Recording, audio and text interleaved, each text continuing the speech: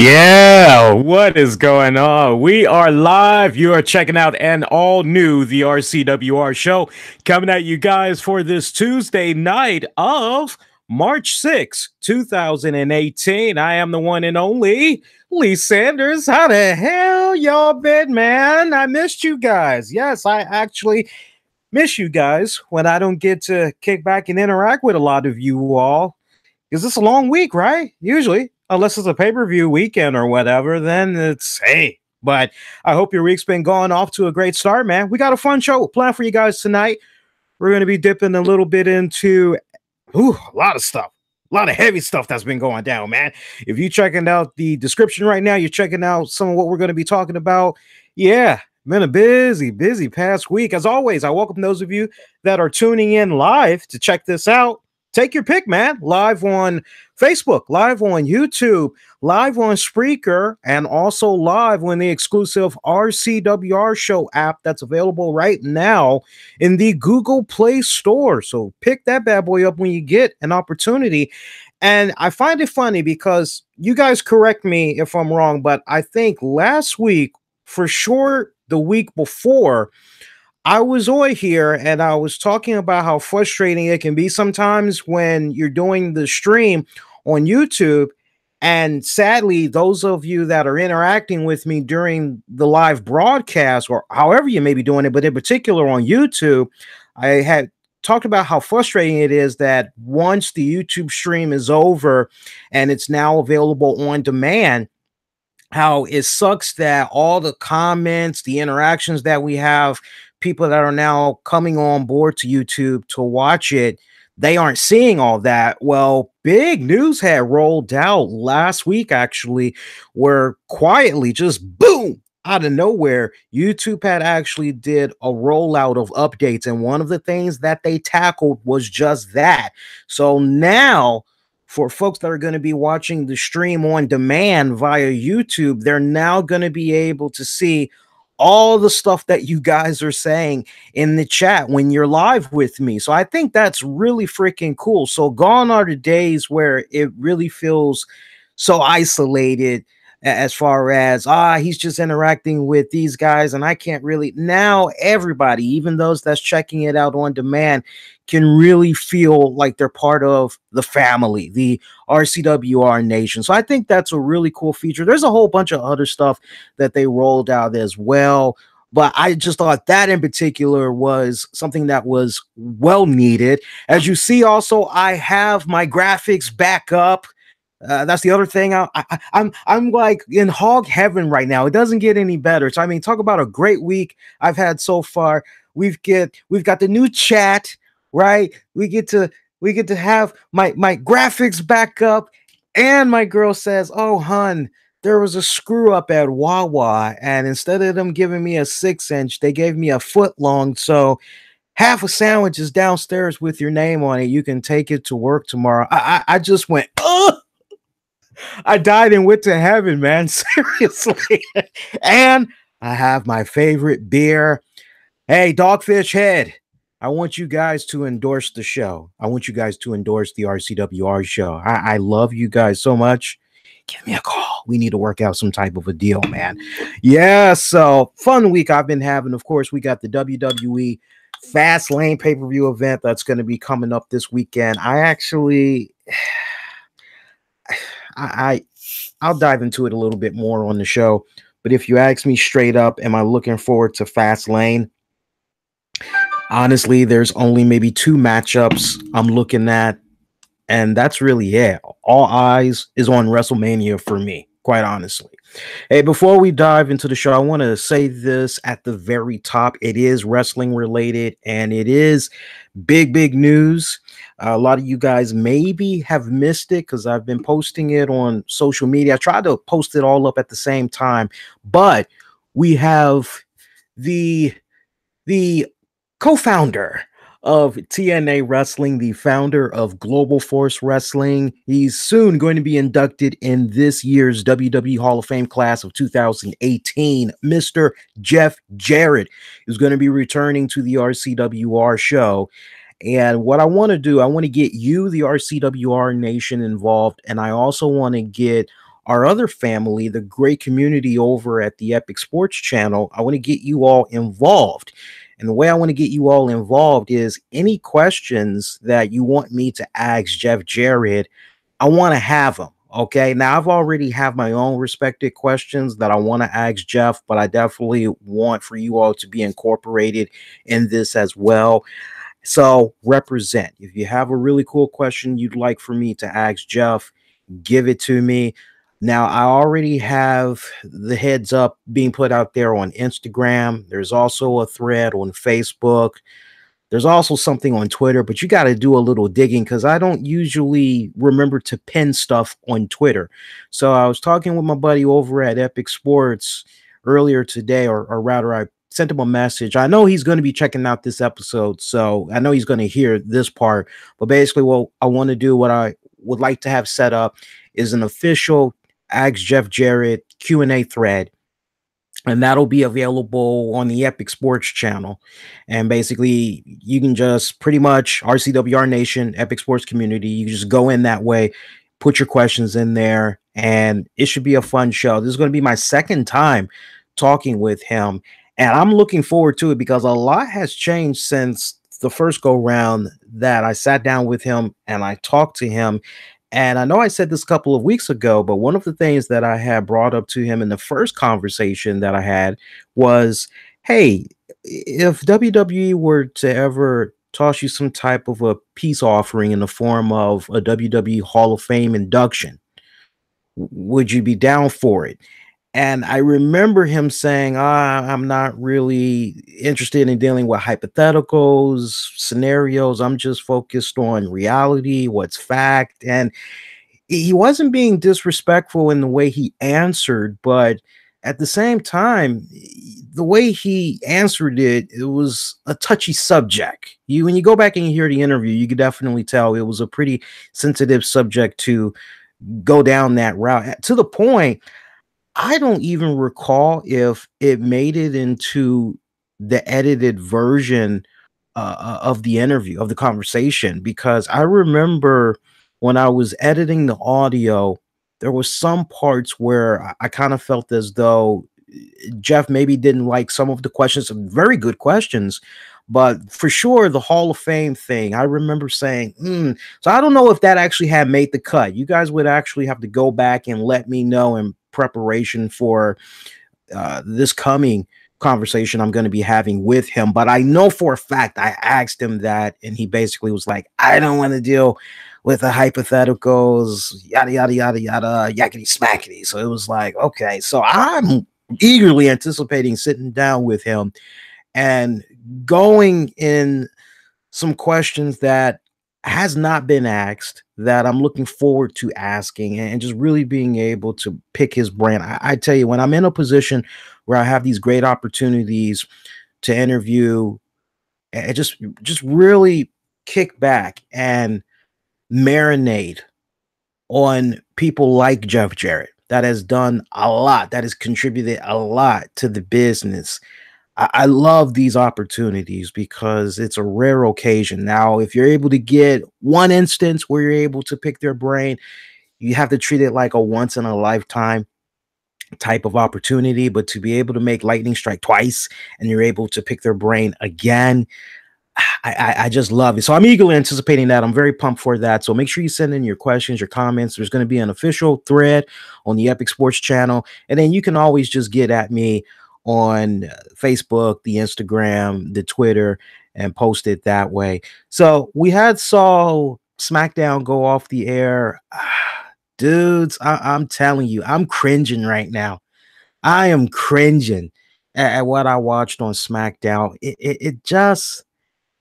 guys, I don't like coming on here every single week and sounding like a freaking broken record, but can we all just keep it real for a moment? SmackDown has just been meh. I can't remember the last time I actually watched SmackDown. Now, let me make sure I'm really stressing that. When I say I can't remember the last time I watched SmackDown, I can't recall the last time I actually, as I would do on a Tuesday night. Let me tell you what happens typically on a Tuesday night. Yeah, we get this show, but let me tell you what leads up to doing the show. I usually kick back. I catch up on some quality time with the missus, find out how her day went, and we're catching up on some stuff on the DVR. Usually it ties into the show I got to do for later that night. Then I'm doing some last minute show preparations, trying to figure out what I want to tackle on the show. Now, keep in mind, I've spent pretty much a whole week just, oh, okay, that's nice. I'm just sponging stuff. And now for me, usually Tuesdays, all right, so much information I have to process, but I don't want to do a 4-hour freaking show. All right, let's trim the fat. And then on top of that, it usually, as I'm doing all of this, it'll bleed into watching Smackdown. And for me, when Smackdown is really, really good, I can just, let me come back to that. Let me actually just watch Smackdown. This is actually pretty damn good. And usually within the last half hour, that's when I just start cramming, getting the show ready for you guys. But I swear to God, the past couple of weeks, I've just been more interested. I would say an hour before Smackdown is on. Let me just sit in front of the computer. Let me just start getting stuff ready. And it's now getting to the point where I just have Smackdown playing in the background. I look up occasionally and I go, well, that's silly. I get back to doing whatever I was doing. I look back up again. Oh, well, that's kind of stupid. I go back and it's rinse repeat to the point. I didn't like how SmackDown had began with, and I want to make sure I'm really, really going on record here, because I know we have wrestlers that like to make their rounds and they love looking up what different podcasters, radio show hosts are saying about them and the product. But me personally, whenever I offer constructive criticism, it is never to personally attack any of the men and women that perform in the ring. It's very seldom it'll be a situation where I say I have a problem with this person's performance in the ring.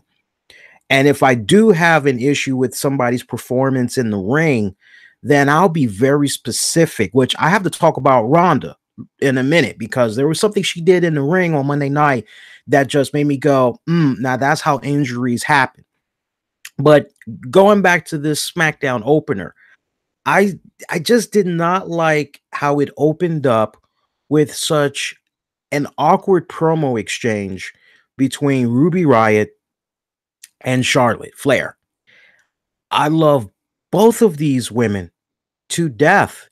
I personally met Charlotte at last year's Awesome Con. I met her and Shinsuke Nakamura, and I'm telling you guys, you get the opportunity to meet Charlotte in person.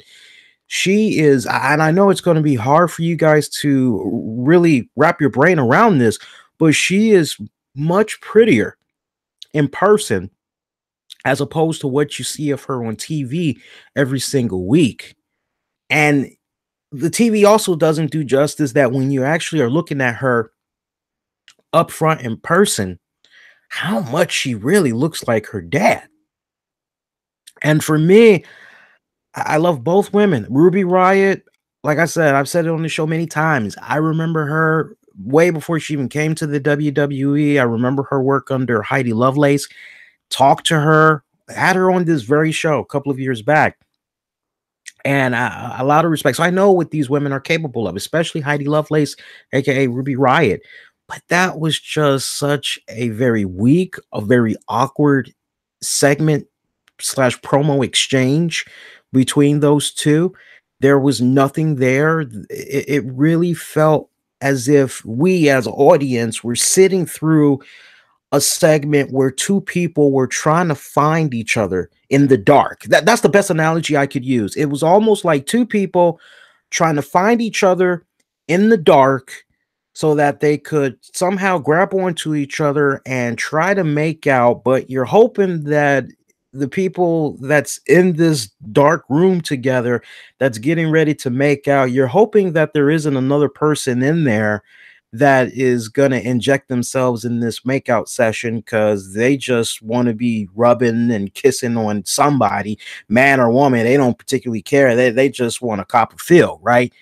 And for me, it just really felt like they were really just trying to find each other. I just didn't like it. The crowd, you could obviously tell they really were not into this. And I couldn't wait for the segment to end. I somewhat had a smile on my face when Bobby Roode came out, and I go, okay, well, Bobby Roode didn't exactly save the segment, but it's ending right when it's just starting to go honestly downhill. And I see what some of you guys are saying in the chat right now when it comes to or actually, did I miss something? Yeah, I did see it. Makis, he's saying Ruby Riot isn't doing much for me. Yeah, I'm with you guys. I'm with you guys. It's just I don't know. It's difficult. It's difficult because I'm a big fan of Heidi. A big fan of Heidi. Some would make the argument that maybe it's a situation where Heidi has just been really downplayed, just creatively. She's really been dumbed down, and that some would make the argument maybe this realm of the WWE universe really just does not suffice with her. You could make that argument. I mean, look, it's safe to say that if WWE were to come out with some type of a calendar spread for all of the women wrestlers, it's possible that Ruby Riott would be left off of that bad boy. But I tell you what, that would make one really great story arc, to the point she really comes off not just as an anti-diva, but she really, every time I look at Ruby Riott, she comes off as if she is not of WWE cloth. She never will be incorporated in that WWE cloth. She just really feels like this weird outcast that I wish WWE would do a really better job at approaching and really magnifying.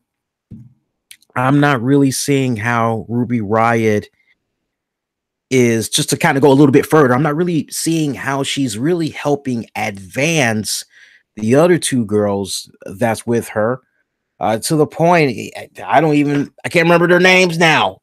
It seems like I really haven't been seeing them in action like that, and I'm gonna have to rely on you guys to remind me what their names are, because it just seems like past couple of weeks there's been more emphasis on Ruby Riott. But I'm hoping that after WrestleMania season is over, Sarah Logan, one of the names is kind of coming to me now, but what's the name of the other one?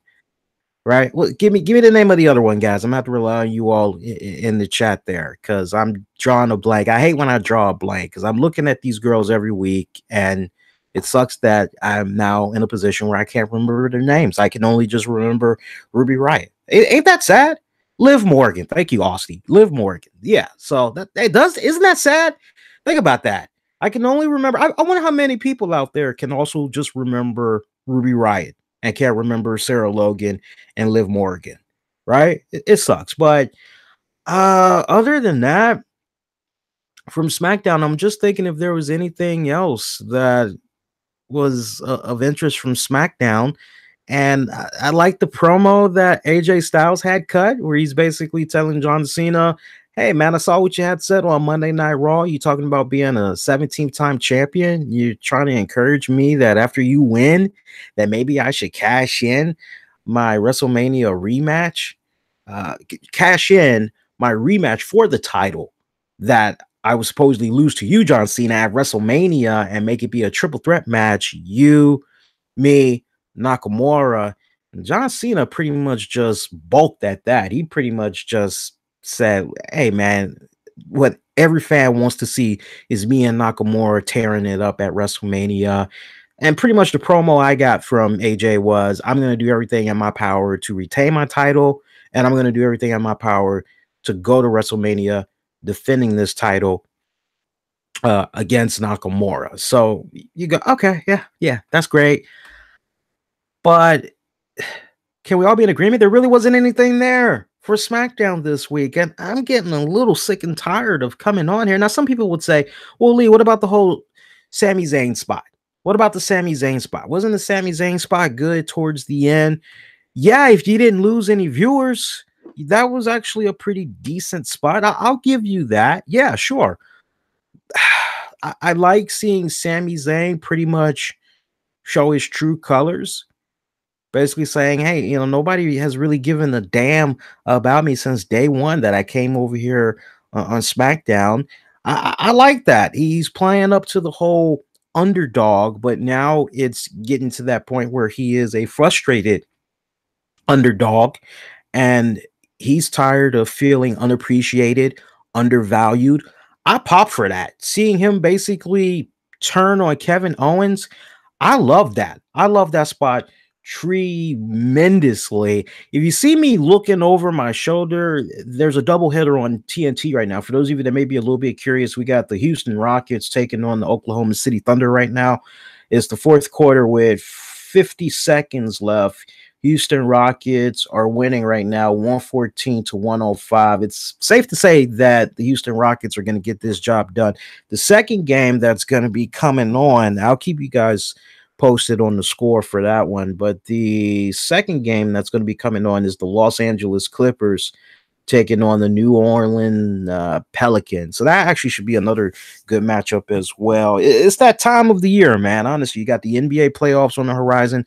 This is my favorite time of the year, man. Yeah, Austin, you know what I'm talking about, man. When the games are on, and I love the fact that they're doing this players only thing on TNT. I love it. I love hearing the minds of the players. They give a really good, fresh perspective on it. While I'm talking about the NBA too, I'll touch a little bit more upon it later on, but Charles Barkley, I don't know if you guys had caught Saturday Night Live from this past weekend. Charles Barkley did a superb job as host. It was his fourth time hosting.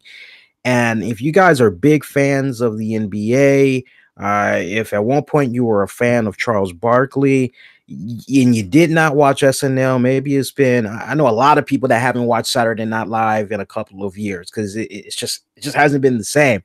But the episode that aired this past weekend was, I would have to say, it gets a pass. It was really good. There was a lot of strong segments with Charles. My favorite was at the end where they were at the Irish pub and Charles Barkley was dressed up as a geek. And then I don't know the name of the other woman. She's kind of like the new Sherry O'Terry, if you will, because every time I look at her, that's exactly who she reminds me of. And she plays this geeked up character as well. And they're saying all of these nasty, obscene things to each other to try to get themselves worked up on making out. And you got Kenan Thompson that's just looking on. That was probably one of the best segments that stood out. And then you had a Star Wars segment that stood out as well. That was pretty hilarious. Where Charles Barkley, I don't know if he was. They did a spinoff of the Han Solo movie that's getting ready to come out. It's coming back to me now. And the way they tackled it was, hey, wait a minute, why are we able to understand all these languages? And it's a question that really hasn't been tackled if you think about it in all the Star Wars movies. It's like, wait a minute, how's everybody able to understand each other and have like this one universal language if we're seeing all these different species and crap from different worlds? So it was pretty funny how they had tackled that. Leslie Jones on Weekend Update, killing it as always. It was really good. Go out of your way, check out some highlights online. Trust me, you won't be disappointed. But I love seeing Sami Zayn, getting back to the talk of wrestling. I got more basketball to talk about later, but seeing Sami Zayn turn on Kevin Owens, I liked it. It really gave you the strong indication that every man is going to be for himself. But see, this is where a little bit of storyline stupidity comes into play right now. And I think I might be doing 3 of these tonight. So it would be a first. Usually I just do guaranteed 1, stupid booking 101. But I think we might have a situation right here where it could possibly be 3, count them, 3 stupid bookings 101. So look, our first stupid booking 101 for tonight. As great as that Sami Zayn spot was, correct me if I'm wrong, guys, wasn't it just a little over 3 weeks ago that we had saw Sami Zayn say to Kevin Owens, hey man, look, I will do whatever is necessary for the betterment of our friendship when it comes to this WWE title. And if that means that I need to lay down for you in the middle of the ring, You are my friend. That is what I am willing to do for you. I will lay down for you, and I will make you become the WWE champion. I mean, hey, if I can't have it, hey, it'd be great if you got it. I'm sure you do the same for me, but I'm willing to lay down for you, man. That's what I'm going to do at Fastlane. And we've got Kevin Owens basically saying, my God, you would do that for me? Like, dude, you really don't have to do that. This is the WWE title we're talking about here. And Sami is just so gung-ho that, oh, I'm willing to do this for you. You're my boy. You're my amigo. Okay, so what exactly has transpired from Sami Zayn putting that out there to what we had got tonight? Now, some would say, hey, that's great that now they're letting it be known that pretty much every man is for himself and Kevin Owens is going into this without an ally. But don't you think it would have made a little bit more sense to have Sami Zayn turn on Kevin Owens at Fastlane? Don't you think just the suspension of disbelief, the way that you need to send people going home, going into this Fastlane pay-per-view coming up this weekend is, hey, well, we know that when it comes to Kevin Owens and Sami Zayn, these guys are going to be a team. They're going to be working amongst each other. So there's going to be a little bit of a handicap situation here, even though the way this match is going down, the first man to score a pinfall or submission becomes the champion. So don't you think it would have made a lot more sense to have that story told that, hey, every man is for themselves? You know, AJ Styles, he's really got the deck stacked up against him. But in particular, when it comes to Kevin Owens and Sami Zayn, the odds of him holding on to this title, it doesn't really look that good. Man, what do you think is going to happen? I would have preferred that, because now you have to go back and you got to clean this mess up that came about from weeks prior. You feel where I'm coming from, guys? I mean, for me, yeah, that was a great spot, but now you just digged yourselves a deeper ditch. How you going to clean that up? I give a shout out to those of you that's in the chat right now. However you're interacting, whether you're interacting via YouTube or you're interacting via Spreaker, you're enjoying the show so far, make sure you give me the likes, the thumbs up. If you're checking this out via Spreaker, there's a little heart/like icon. Click on that bad boy. Also, big shout out to those of you on YouTube. I see that there are a lot of you guys that were complaining about not receiving notifications for whenever I upload something or I'm going live.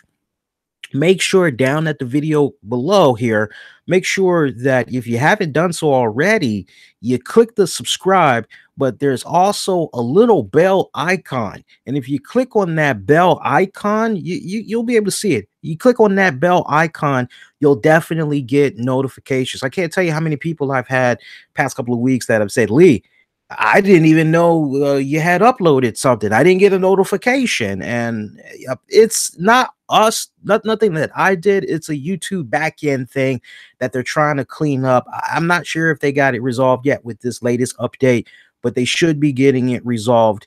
I would think before summer hits, but click on the bell icon and you guys will definitely be on point. So, I mean, those were really the main things that I took away from Smackdown this week.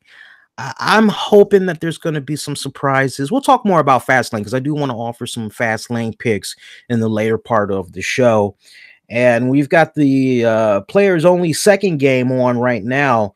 That is between the Pelicans and the Clippers. They're still talking. I'll let you guys know about the score as that comes about. Let's piggy on back. Let's talk about Raw. I do want to talk about key points. And shout out to, let me look in the chat here. Also, shout out to my man Gino Morgan for his dollar contribution there in the chat. Appreciate that, buddy. Let me give a shout out to, is it Exotic? Let me just double check here in the chat. Bear with me, guys.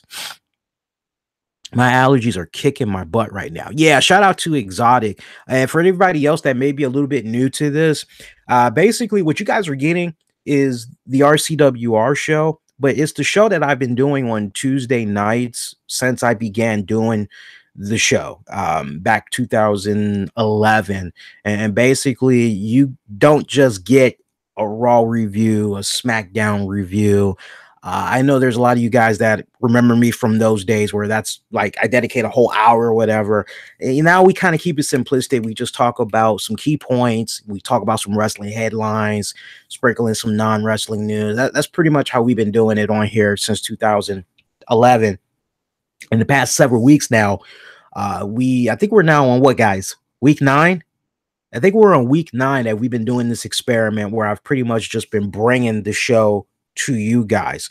Now, for those of you that love when I talk about pay-per-views, you guys still get that love without a doubt, as far as dedicating a full 1 hour or a 90-minute show talking about a pay-per-view. Yes, before you ask, there will be a Fastlane after show. I'll give you the details on that later. Let's talk WWE Raw. The opening segment, again, key things that jumped out at me. The opening segment with Triple H, Kurt Angle, Stephanie McMahon. I'm just now in this position where I'm finding myself saying, so how is Kurt Angle gonna screw up his lines this week? Now, I'm not saying that to be mean or anything like that, but if you really kind of stop and think about it, Kurt Angle, I'm not sure what it is, but he just always seems to figure out some cool way to pull a Mike Adamle, if you will. And I love it. But I thought Kurt Angle did a decent job getting through his segment this week. We would see Ronda Rousey come out. I have a little bit of a problem with Ronda Rousey, and I am still staying firm. I am not wavering from give her time. Give her time. Please give her time, right? But has anybody else noticed this? And if you haven't noticed this, just start peeping this out from here on out. I think it's funny that when Ronda Rousey comes out, she has this big bombastic smile on her face and everything is just peaches and cream and cupcakes and oh my, oh, I'm so happy, clap along, happy. I mean, she's just so happy. She's giving everybody high fives. Isn't it cool? Ronda Rousey's in the house. But then when she gets in the ring, all of a sudden, I mean, she's just, you guys can't see me that's listening to the audio, but she's just smiling. And then all of a sudden, when she gets in the ring, I mean, she has this look like she is smelling somebody's fart and she's about ready to pass out. And it just has like the funk of 40,000 years, right? I mean, it's just funky like that. And I'm just going, wait a minute. How do you go from what I just saw of you in, like coming out from the gorilla position, walking down the ramp, and you're in the ring? How did that happen? Like, what the hell is going on here? I know she's trying. She's trying her best to adapt to the world of pro wrestling. And I know at the end of the day, she's not the one that is. I'd be shocked if it turns out she was the one that had say in how she's going to come out as far as creative control goes and all that. But till we hear otherwise, I'm just going to go with, hey, writers, bookers, this is pretty much the material they're giving her. This is the direction that she's getting, and she's going accordingly. But the whole smiling and all that other crap, I'm not feeling it. I'm not liking it. I want for her. Look, a couple of weeks have passed now.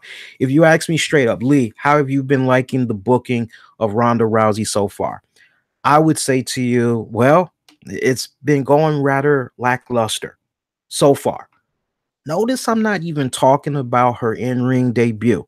I know there's a lot of people that's just, they already have dubbed her a failure, like from the start. I see a lot of potential in her. Hey, could she maybe be like a female Dave Bautista in the ring wise? As far as accomplishments, it's possible.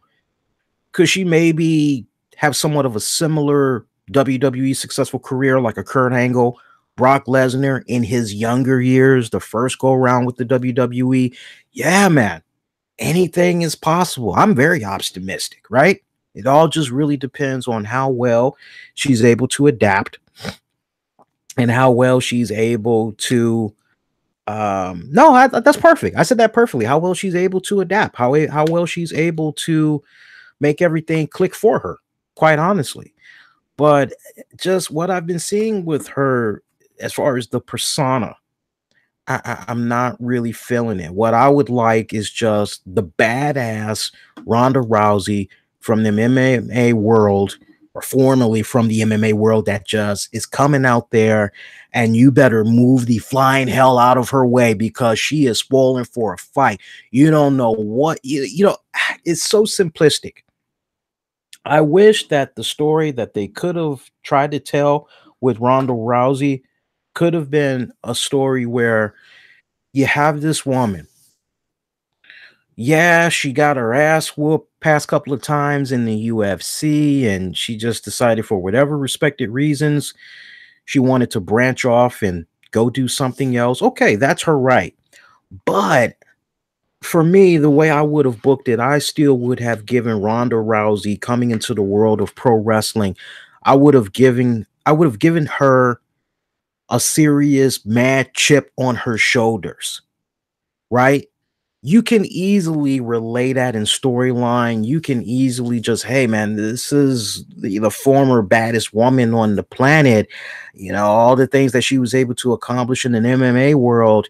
We know that. Let's be for real. Any true MMA fan, any true fan that has followed the career of Ronda Rousey knows that with regards to those two defeats that she suffered, she had a lot of stuff that was going on with her, a lot of stuff as far as her personal life and all that goes. And when you read her book, you just go, you come away respecting all the trials and tribulations that she went through to get to the spot that where she was in the UFC at the peak of her career.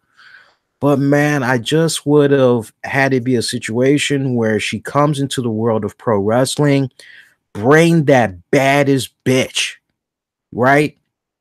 Trina, the rapper, she has a song. I'm the baddest bitch. I love me some Trina, man. They just did an episode of Unsung on Trick Daddy, by the way. I can't wait to see that.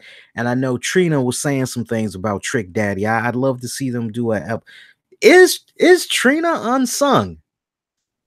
Something to think about for those of you that's into your rap. But sidetrack, I know. But no, I want her to come in there like the baddest bitch. Like she still has that mean streak. Like she still has that chip on her shoulders. And she's pretty much taking what she wants when she wants. This whole stuff about, I just want to be treated no different than, I'm not looking for any special preferential treatment whatsoever. Wait a minute now. One of the main reasons why you're being brought into the world of pro wrestling, in this case, the WWE, is because of everything that you had accomplished in the MMA world and what you accomplished briefly in Hollywood. So this whole thing about you don't want preferential treatment is actually kind of what you're getting, as you just made a serious jump over a boatload of people at the performance center that have been putting in their time respectfully. And I'm not saying this to make Ronda feel bad, but this is what I mean by stupid booking 101. When you just really look at how they've laid it out for Ronda so far, it's stupid. And I just was not feeling what we had got Monday night with Ronda in the ring. Once again, awkward. The promos, that's great that she was training and everything these past couple of months, but it seems like the promos aren't really there. And I continue to try to defend Ronda, and I will continue to. I do believe that she will get better. She has shown to me that she does have that drive to want to evolve. So I'm giving her the benefit of doubt, but I will be quick to tell you, she's never been one to cut a promo. She's always been one to just go in there and whoop ass. But I must admit, through my years of watching Ronda Rousey in the MMA world, her promos in the MMA world were better, 5 times better than what she's been cutting in the WWE. And for me to say that, you guys don't believe me, you need to go back and check out some of her MMA stuff. Even those that like dipping into both worlds, the wrestling and the MMA, will tell you, yeah, her promos in the MMA world, man, they make what she's doing in the WWE right now look like crap, look very amateurish, right? So we get, no surprise, the announcement of Kurt Angle, Ronda teaming up to take on Triple H, Stephanie McMahon. You know, we all pretty much, I'm not even gonna say I've been calling that. No, we've all, can we be in agreement? We've all been saying that has probably gonna been in the works for a good minute now. I think, quite honestly, the minute that we saw Jason Jordan go out with the injury, I think that's when we all together said, well, you know what, now you don't have Jason Jordan, so much for a situation where it's going to be Kurt Angle taking on Triple H, because I've always incorporated that a situation was going to occur where something involving Jason Jordan was going to force Kurt Angle to fight Triple H one-on-one, something tied to Jordan. I'm not sure what, maybe a situation where Jordan's career is on the line, something weird. I was just picturing that was gonna involve that, but with Jordan injured, I automatically just said, okay, you know what, now I think it's going to be a situation where we're going to get this tag match instead, and that's what we have now. But we all can be in agreement, we kind of saw this a mile away, right? And for those of us that saw Jordan go out, we saw it pretty much almost instantly, right? So let me see if I got this straight. Not bashing, I'm just giving the reality. So we have a woman who is a former MMA fighter that is still very green behind the ears as far as being a pro wrestler goes, and what she has been learning, what she has been honing with regards to that craft. We aren't going to really know what she's capable of until we see her at Mania, right? So, but still green behind the ears from that aspect, right? We have a MILF who has popped out at this point, what, 3 kids? Last time she wrestled was 3, maybe almost 4 years ago. I'll say 3, be on the safe side, but you know, yeah, 3 to 4 years ago. And even at that, she's not a active wrestler. She's not a full-time wrestler. She's not even a part-time wrestler. Okay. We have a former Olympic gold medalist who, quite honestly, I saw the tail end of his career at another promotion called Impact Wrestling, and I just couldn't help but go, why is this man continuing to do this? Why is this man not making the transition into doing something backstage with Impact Wrestling and helping them out, maybe recruiting new talent that's out there on the free agency market? Why isn't he doing these things instead? Why isn't he helping book matches, create finishes, things of that nature? Why isn't he being a talent scout, recruiter, what have you, right? You see all this. So, tail end of his career in Impact Wrestling, really banged up. What we've gotten of him off and on the past 6 months, pretty banged up. Physically pretty banged up. The angle lock that we had saw him apply to Triple H, it kind of seemed like it was challenging for him. So, you know what I've been seeing of Kurt Angle so far. And then you have a guy that's almost, what, 50 years old? Somebody help me out. How old is Triple H in the chat? Triple H is how old? Okay, so Triple H wrestles typically once, maybe twice a year. Hell, 3 times a year max if you want to maybe include some live shows or whatever. He'll do that from time to time. So pretty much everything is really going to be relying on Triple H to a degree, Kurt Angle, but let's be honest, Triple H is the one that's going to be carrying the hell out of the match. Thank you, Austin. Triple H is 48. 2 years shy of 50. He's 48. So Triple H is going to be carrying the hell out of this match. Now I'm getting 47. Austin, if you looked it up and it's 48, it's 48. But we're getting 47, 48 in the chat here. Well, we know for sure he's not 50, right? So I don't like that story that's being told. I mean, without a doubt, you can see this a mile away. This match is really being designed to set up Stephanie McMahon in the new Vince McMahon role, Ronda Rousey being in the new Stone Cold Steve Austin role. And that's fine and dandy, but you've got some weeks to go to really fine tune this and really make it pop in. I got to tell you, if I could say anything good about what I saw of this Raw segment with all of these cats from this week, Stephanie McMahon looked damn attractive, man. Stephanie McMahon looked freaking hot as I don't know what. I mean, I was looking at her, I'm going, wow, she's got some thickness to her. But then when she gets in the ring with Ronda and Kurt, I didn't realize just how tall of a woman Stephanie is. I really wasn't feeling that. And I know, a lot of people pointed out, Stephanie, she's got heels on, but minus the heels, she's still a relatively tall woman. And I just don't like how it's being booked so far. All the women that Ronda Rousey has hurt in her career, this should make the Stephanie McMahon character intimidated. This should make her really not want to be in the ring, not really even want to share the same air with Ronda Rousey, knowing what this woman is capable of.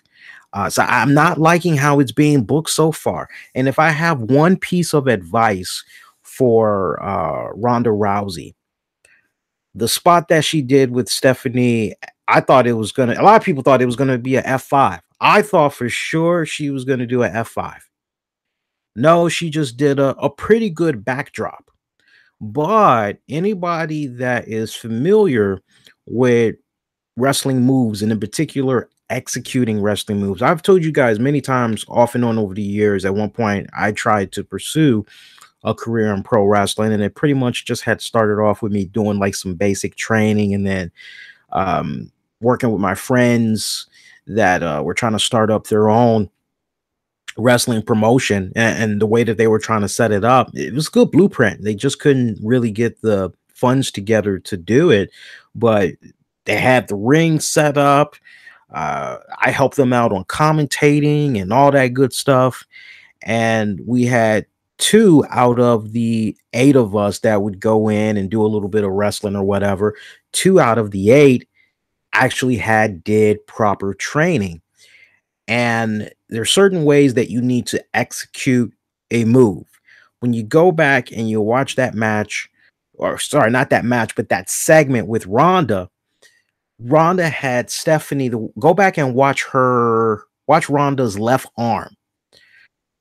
And the way she had that left arm, she could have easily injured herself. So it really kind of came off as if Ronda was trying to figure out right then and just mid-segment, right? Deer in the headlights. Okay, I think I'm supposed to do this, and I think now I do this.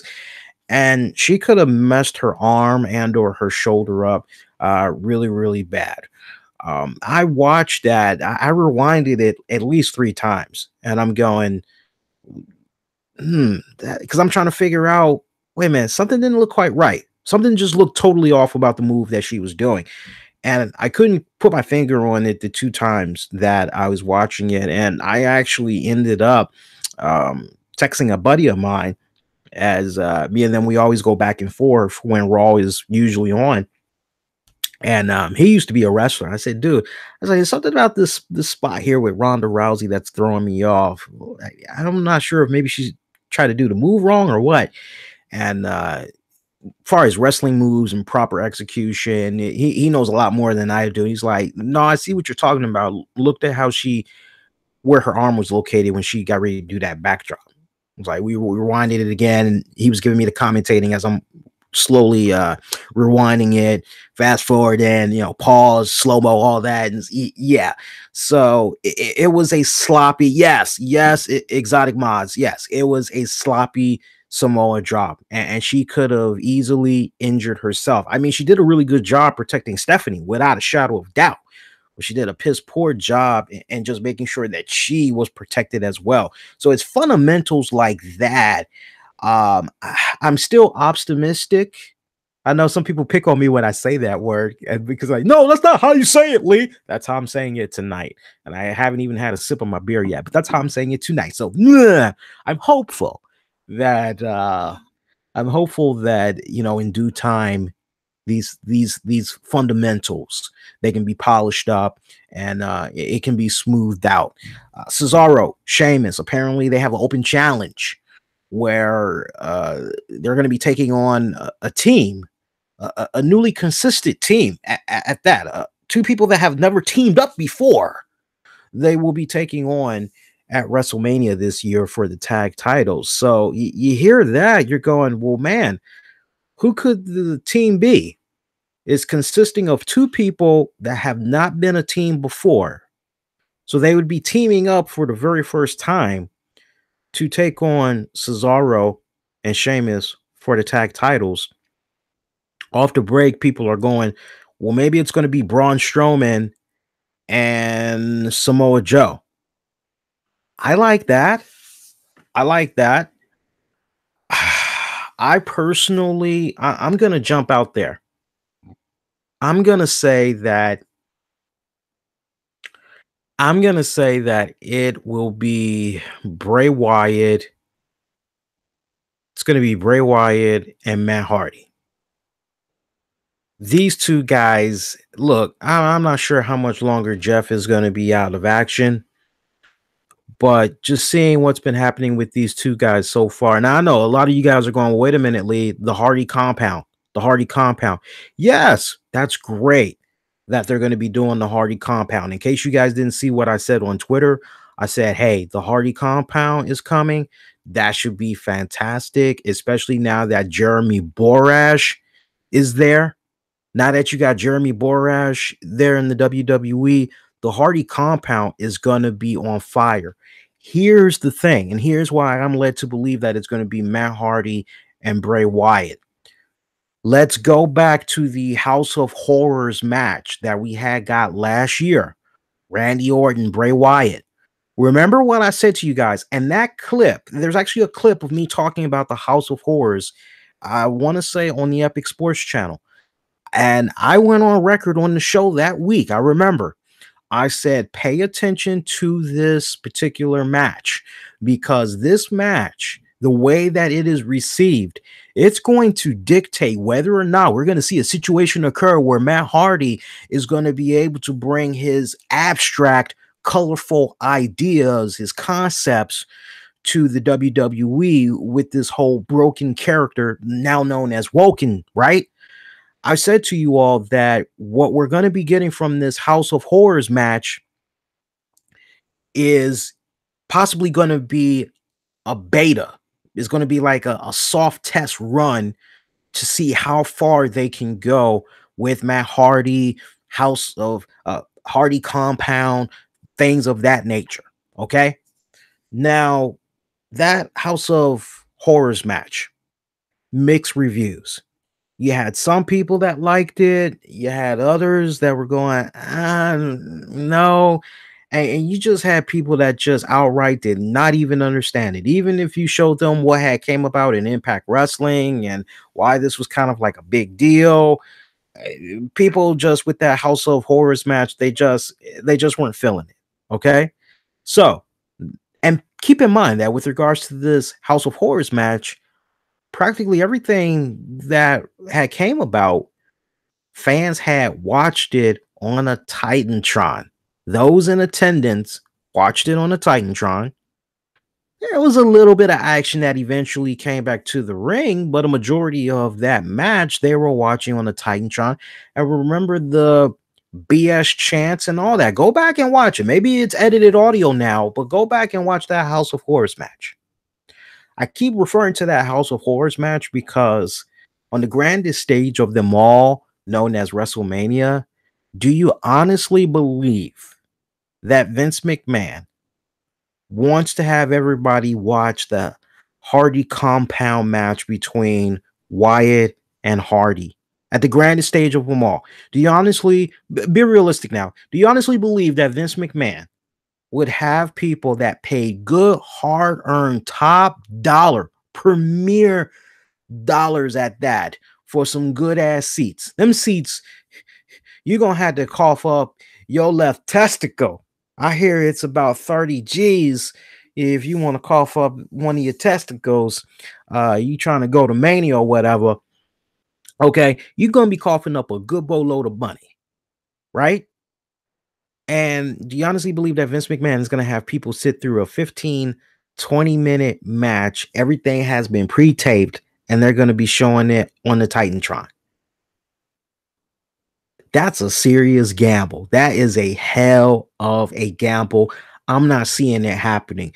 So, and it's funny because when it initially had aired on Raw, I was under the impression that, okay, maybe, just maybe, we're going to see a scenario occur where this could come about at Mania. I think I maybe even tweeted out, hey, this is coming about at Mania. That'd be great. But, the more and more I started thinking about it, and I kind of went back to that House of Horrors match, I said, that's a serious gamble to do that at WrestleMania. I think this is going to play out on a episode of Raw. Quite honestly, I think it's going to happen on Raw. They're going to do this Hardy Compound match, and then after that, they're going to go on ahead. I think the result of that Hardy Compound, first time there's going to be a Hardy Compound match in the world of WWE. Yeah, I have no doubt that Matt Hardy is going to win.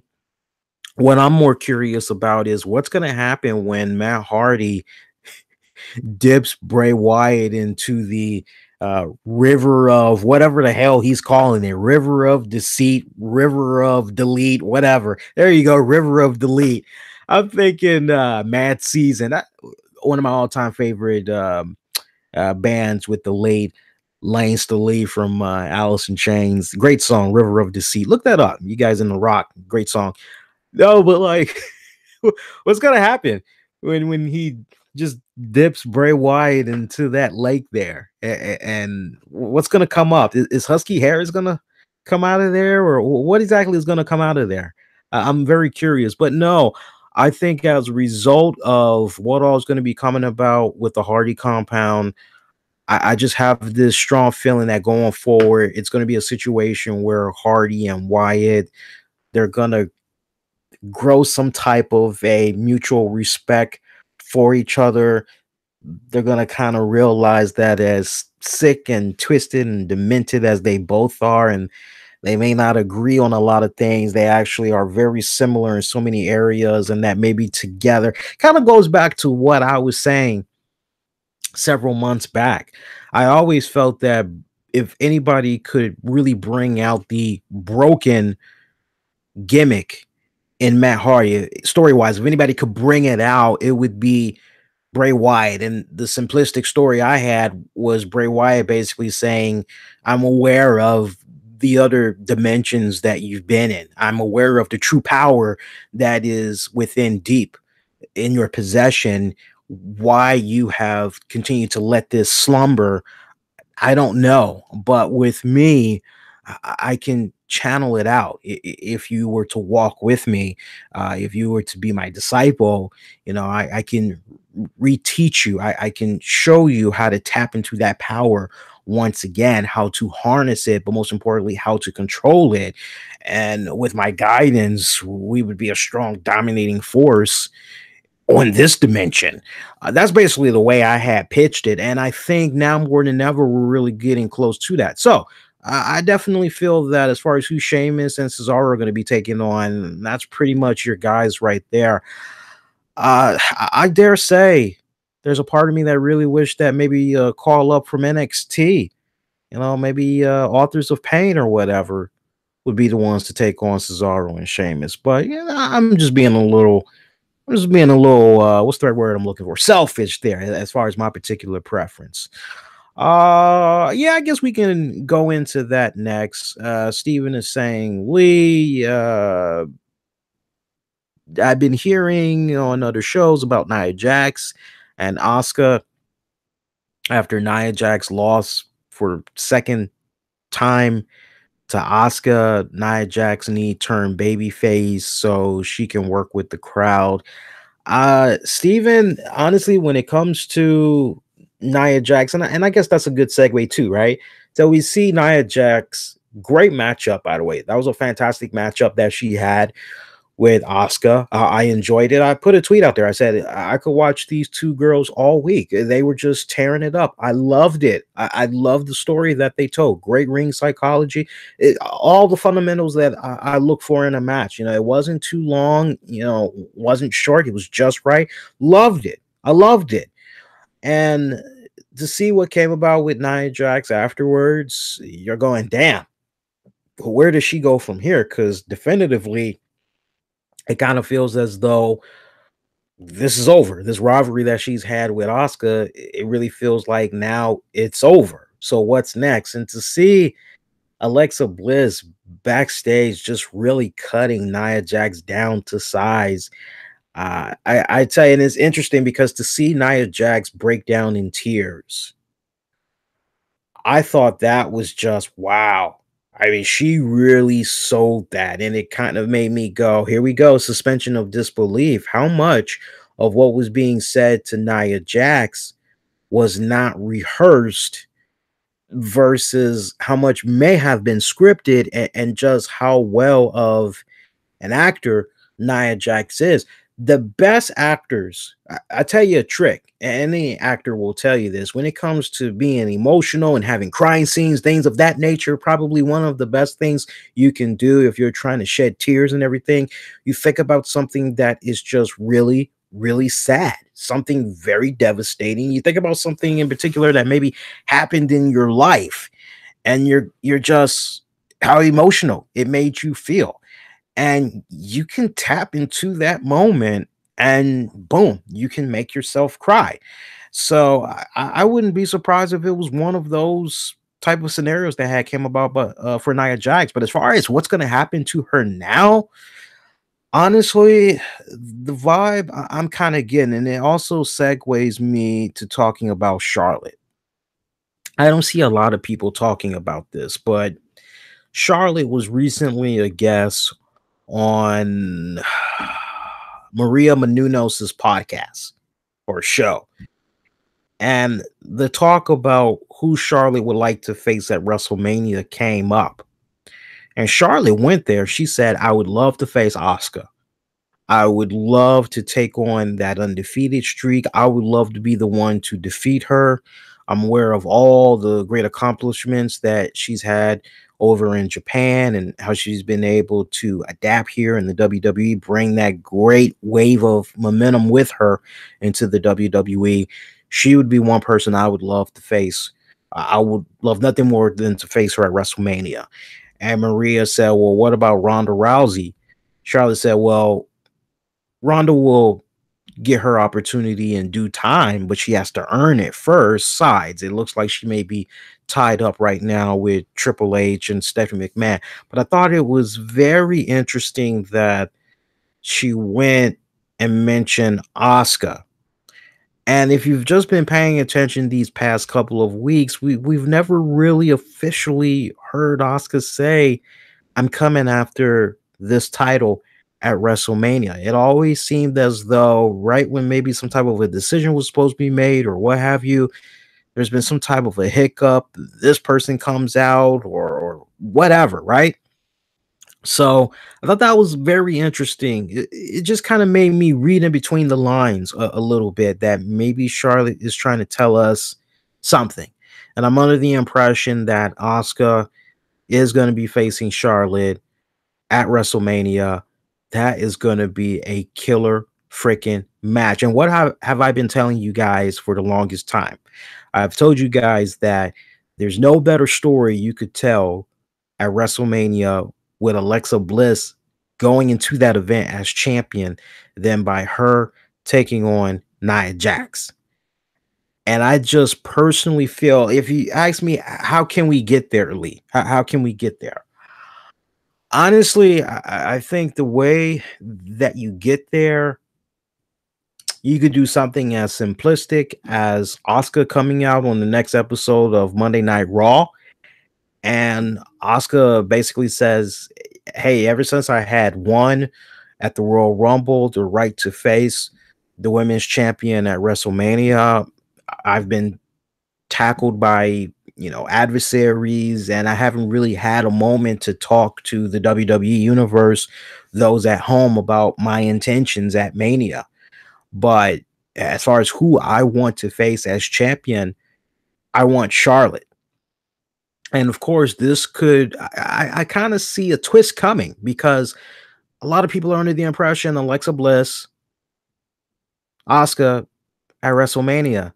Well, you haven't seen any graphics, all the graphics that we've been getting for Mania just this week alone, and there's been no reference to Asuka and Alexa Bliss. So that should let you know that there's some type of a curve coming about. The verdict is still kind of out, basically. So I just kind of feel that Asuka is gonna, storyline wise, go in that direction. And as a result of that direction, we're gonna see a scenario come about where, well, what happens now with Asuka taking on Charlotte for the title? What happens now? And then I'm not seeing a tournament come about, although you could do that. You could do that for some of the women leading up into WrestleMania, and basically letting it be a quarterfinals match, semifinals match, and basically the winner of those matches meet at Mania. Winner at Mania goes on to face Alexa Bliss for the title. You could do something like that if you wanted to, but then at the same time, you kind of have something like that already going about right now, with your 205 tournament to crown a new cruiserweight champion, right? So, do you really want to have two tournaments going on? I don't really think WWE wants to go in that direction. So instead, I wouldn't be surprised if they said, hey, the next runner-up that has proven without a shadow of doubt she's deserving of a title shot is Nia Jax, and she can easily slide in that way. I wouldn't be also too surprised if a scenario had came about where maybe we see some type of a backstage segment where Alexa Bliss is talking to Mickey James and talking about the mental number that she did on Nia Jax from this past week, and just really breaking the girl's confidence she feels, all of that. Because honestly, if you ask me what I saw storyline wise with Alexa just verbally cutting the hell down of the Nia Jax character, just it really came off like she was shattering Nia Jax's confidence, shattering her physical appearance. I mean, what did she not do that was just deemed, you fucking asshole, I just want to punch you in the face right now, right? What did she not do? So I wouldn't be surprised if a scenario like that had came about, though. I want to know what you guys think. I mean, I think I might be on to something, though. So look out for that. I'm calling that right now. Some of this stuff I've been calling the past couple of weeks, and I've been on point. Gino, does it mean if Asuka wins the SmackDown title, would that mean Carmella will have a failed cash in? Yeah, that's the other thing that you got to also consider too, which is Asuka and Carmella. And Carmella has what?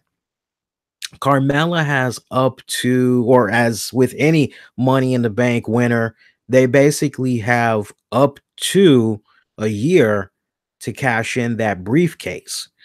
So, and typically the way that they kind of do this, they pretty much usually go with the whole, hey, before the next Money in the Bank pay-per-view hits, you gotta cash that bad boy in. You either gotta cash it in before or by the next Money in the Bank. So I wouldn't be too surprised. I'm just thinking about how you can book it and everything.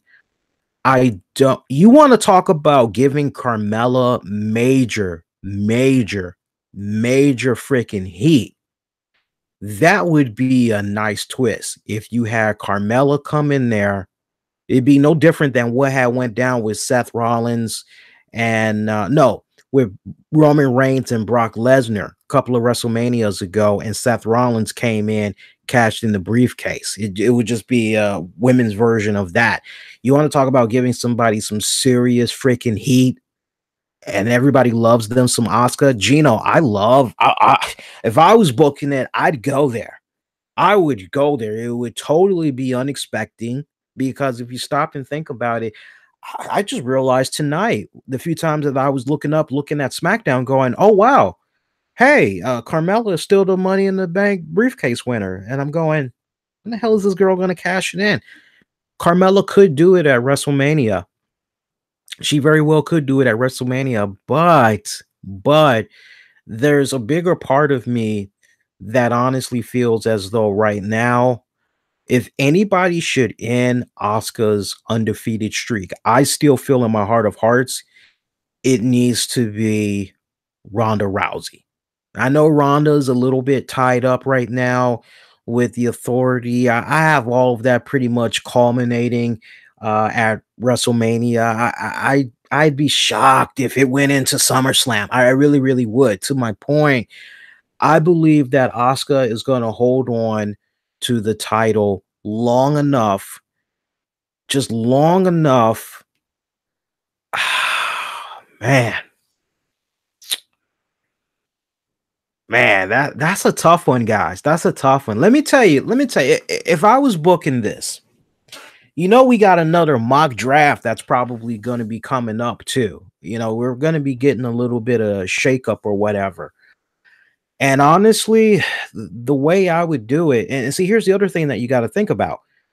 So if Charlotte loses the women's title to Asuka, then what happens to Asuka?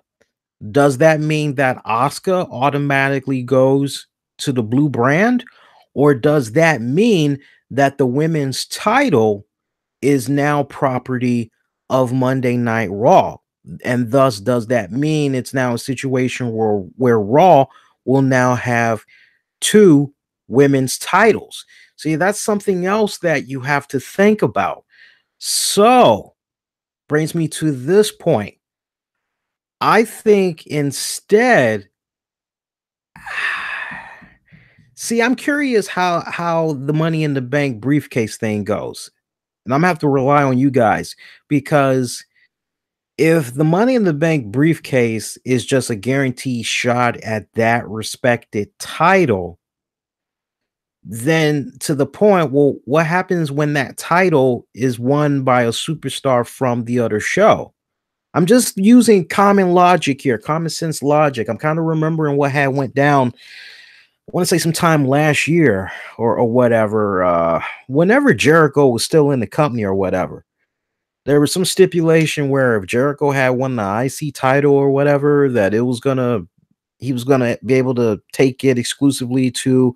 And I remember they did something like that with the Cruiserweight title as well. For sure, the Cruiserweight title, I remember. So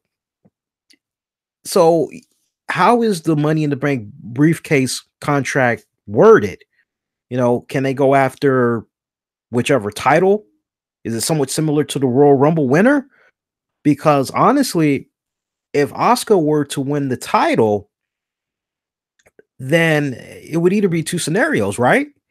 Either that women's title would be property of Raw, so then Raw would have two women's titles, or it would be a situation where, as a result of Asuka winning the SmackDown women's title, she's still contracted to Raw, so now she appears on both shows. So that's something that you guys got to also think about. It's very interesting, quite honestly. And if you're thinking about it from a grander scale, I actually would be fine with Asuka being on Raw and SmackDown each week, because Lord knows the attendance for the SmackDown events, it really hasn't been popping. I mean, it's been very disappointing. Thus, in part, why WWE is just in the near future going to do branded shows. So they're going to have them both be under the same roof and everything. So Yeah, that Money in the Bank thing, I'm gonna have to rely. I don't know. We got the RCWR Nation. Some of you guys aren't really sure what the hell. Maybe the community, our family over at Epic Sports, maybe they might be able to shed a little bit of light on the whole Money in the Bank deal. So that's something to really think about. I think I gave you guys a lot of really good ideas that you can walk away and kind of go, this could happen, this could happen. All right, that'd be kind of interesting. So it looks like right now we've got the Pelicans. I just missed the score. It looks like the Pelicans are having the lead right now. It doesn't really look like it's by that many points. I'll let you guys know in a little bit what the score is. So yeah, that's something to consider. What else from Raw can we talk about? Was there anything else noteworthy from Raw that we need to talk about? I don't really think there was anything else. So I mean, we got the Mania match between Kurt Angle, Stephanie, Ronda, Triple H, Cesaro, Sheamus. They got an open challenge. They want to face two guys that have never teamed up before. Pretty much talked about that. We got the Hardy compound that's going to be resurfacing. John Cena on Raw. I didn't particularly care for that. I thought that was a really silly segment, quite honestly. John, shouldn't you be focused on your match at Fastlane? Shouldn't you be focused on that, trying to become a 17-time champion? Why are you here on Raw? And then the stuff with Goldberg, that was ridiculous. Did I say Goldust? I hope I said Goldust and not Goldberg. Because for me to say Goldberg, ridiculous, and he's in the ring with John Cena, you're like, wait, Goldberg and John Cena, a ridiculous segment? No, Goldust. Well, I'm talking about Goldberg. There's a new commercial that's floating around too that I just get a kick out of every time I see it. It's got Goldberg breaking through a glass patio door of, I guess, a condo or an apartment complex, and you got Michael B. Jordan. He's talking directly to the camera about ditching the cable box or whatever and hooking up with DirecTV. And you got Goldberg who just breaks through that bad boy, and he goes, "You mean we don't need wires?" And Michael B. Jordan's like, "No." It's like, "We don't need a satellite." That's Goldberg talking. He's like, "We don't need a satellite." And Michael B. Jordan's like, "No." "Well, if we don't stop this in time, isn't it going to explode?" Because there's like it seemed like the cable box that was in the room was getting ready to explode. And Michael B. Jordan's like, "Don't trip, because honestly, when that thing gets ready to explode, it's just going to say, yeah." And it, sure enough, it blew up and it said, yeah. Funny DirecTV commercial. You got to go out of your way and check that out when you get an opportunity.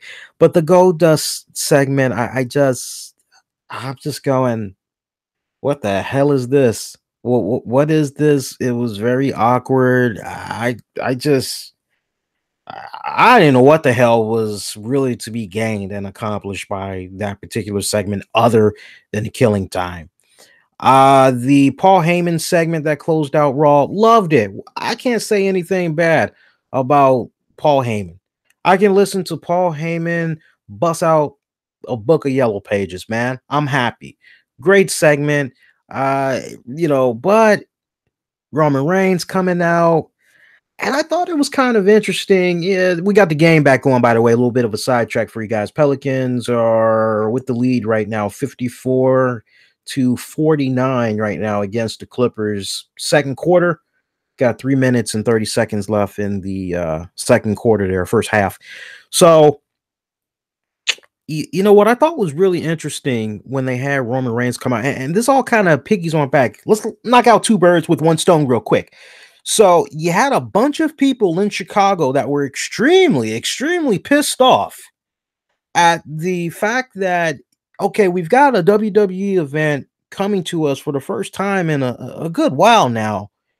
Oh man, we get to see Brock Lesnar, and you've got this hype that Brock Lesnar is going to respond to what Roman Reigns had said about him this week on Raw, when Brock Lesnar and Paul Heyman come to Chicago at the blah, blah, blah arena. Saturday. And you're going, oh, wow. So you have Brock Lesnar come on out there. I feel I feel sorry for the people that paid to see this shit. But at the same time, I don't feel sorry for them because history has shown you that when it comes to WWE live events, and in particular, when it comes to Brock Lesnar, this is what you can expect. So Brock Lesnar has a 35-second match against Kane. What did you think was going to happen when you heard that Brock Lesnar was on the bill? What did you, honestly, I'm not being a dick, but history has shown you, especially at live events that Brock Lesnar has appeared at. History has shown you he's in and out. And I ain't talking about the restaurant chain. He is just literally in and out. To quote Jim Cornette, thank you, fuck you, bye. That's pretty much Brock Lesnar. Okay. So for me, I looked at the spot that went down in Chicago over the weekend, or I'll just say Illinois, and I couldn't help but go, well, maybe they're going to have Roman use this. Maybe they're going to have him use this. Without a doubt, he's going to get in the face of Paul Heyman tonight. Since Paul's in attendance, he's going to talk on behalf of his client. Yeah, hell yeah. We're going to see Roman Reigns pretty much bring this up. They did not touch it whatsoever. And you want to talk about stupid booking 101. You want to try to get a guy over like Roman Reigns. Let me just have a sip here. I opened this bad boy up not too long ago, and it's getting a little bit warm here.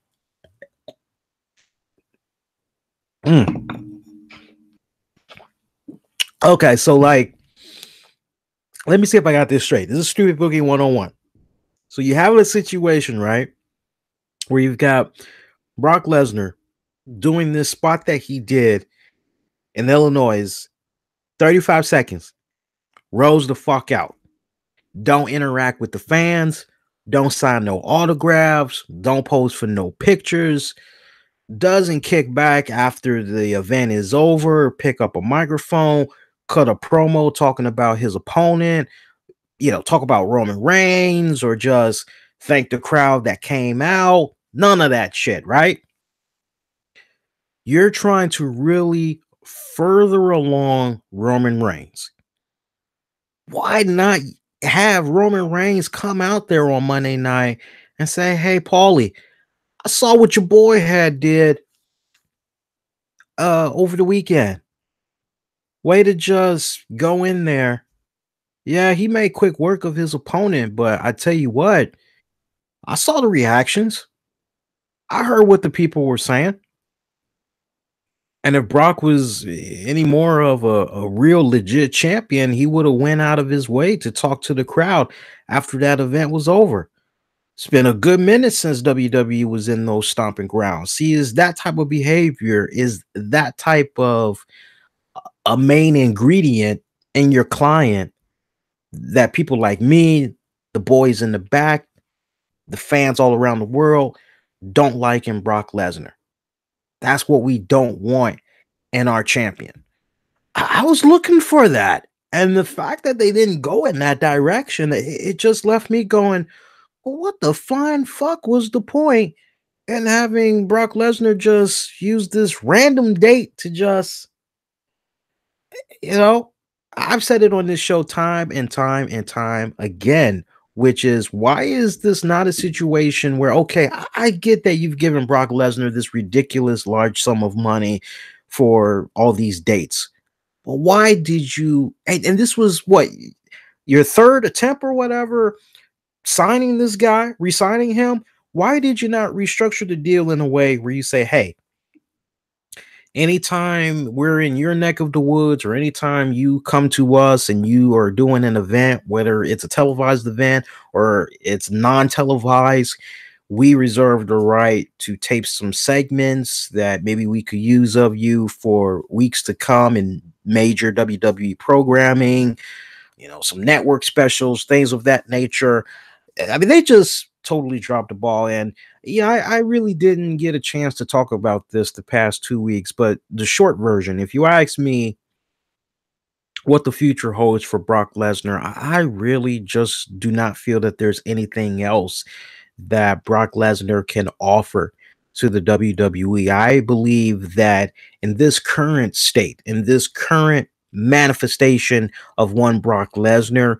It is at its peak. The best analogy I can use, how many of you guys out there are playing the new WWE Mayhem game? Love that game. I just finally got a hold of my first 4-star wrestler a couple of days ago. Of all the people, too. Right when I'm starting to kind of grow fond of him, I start to have a little bit of respect for him.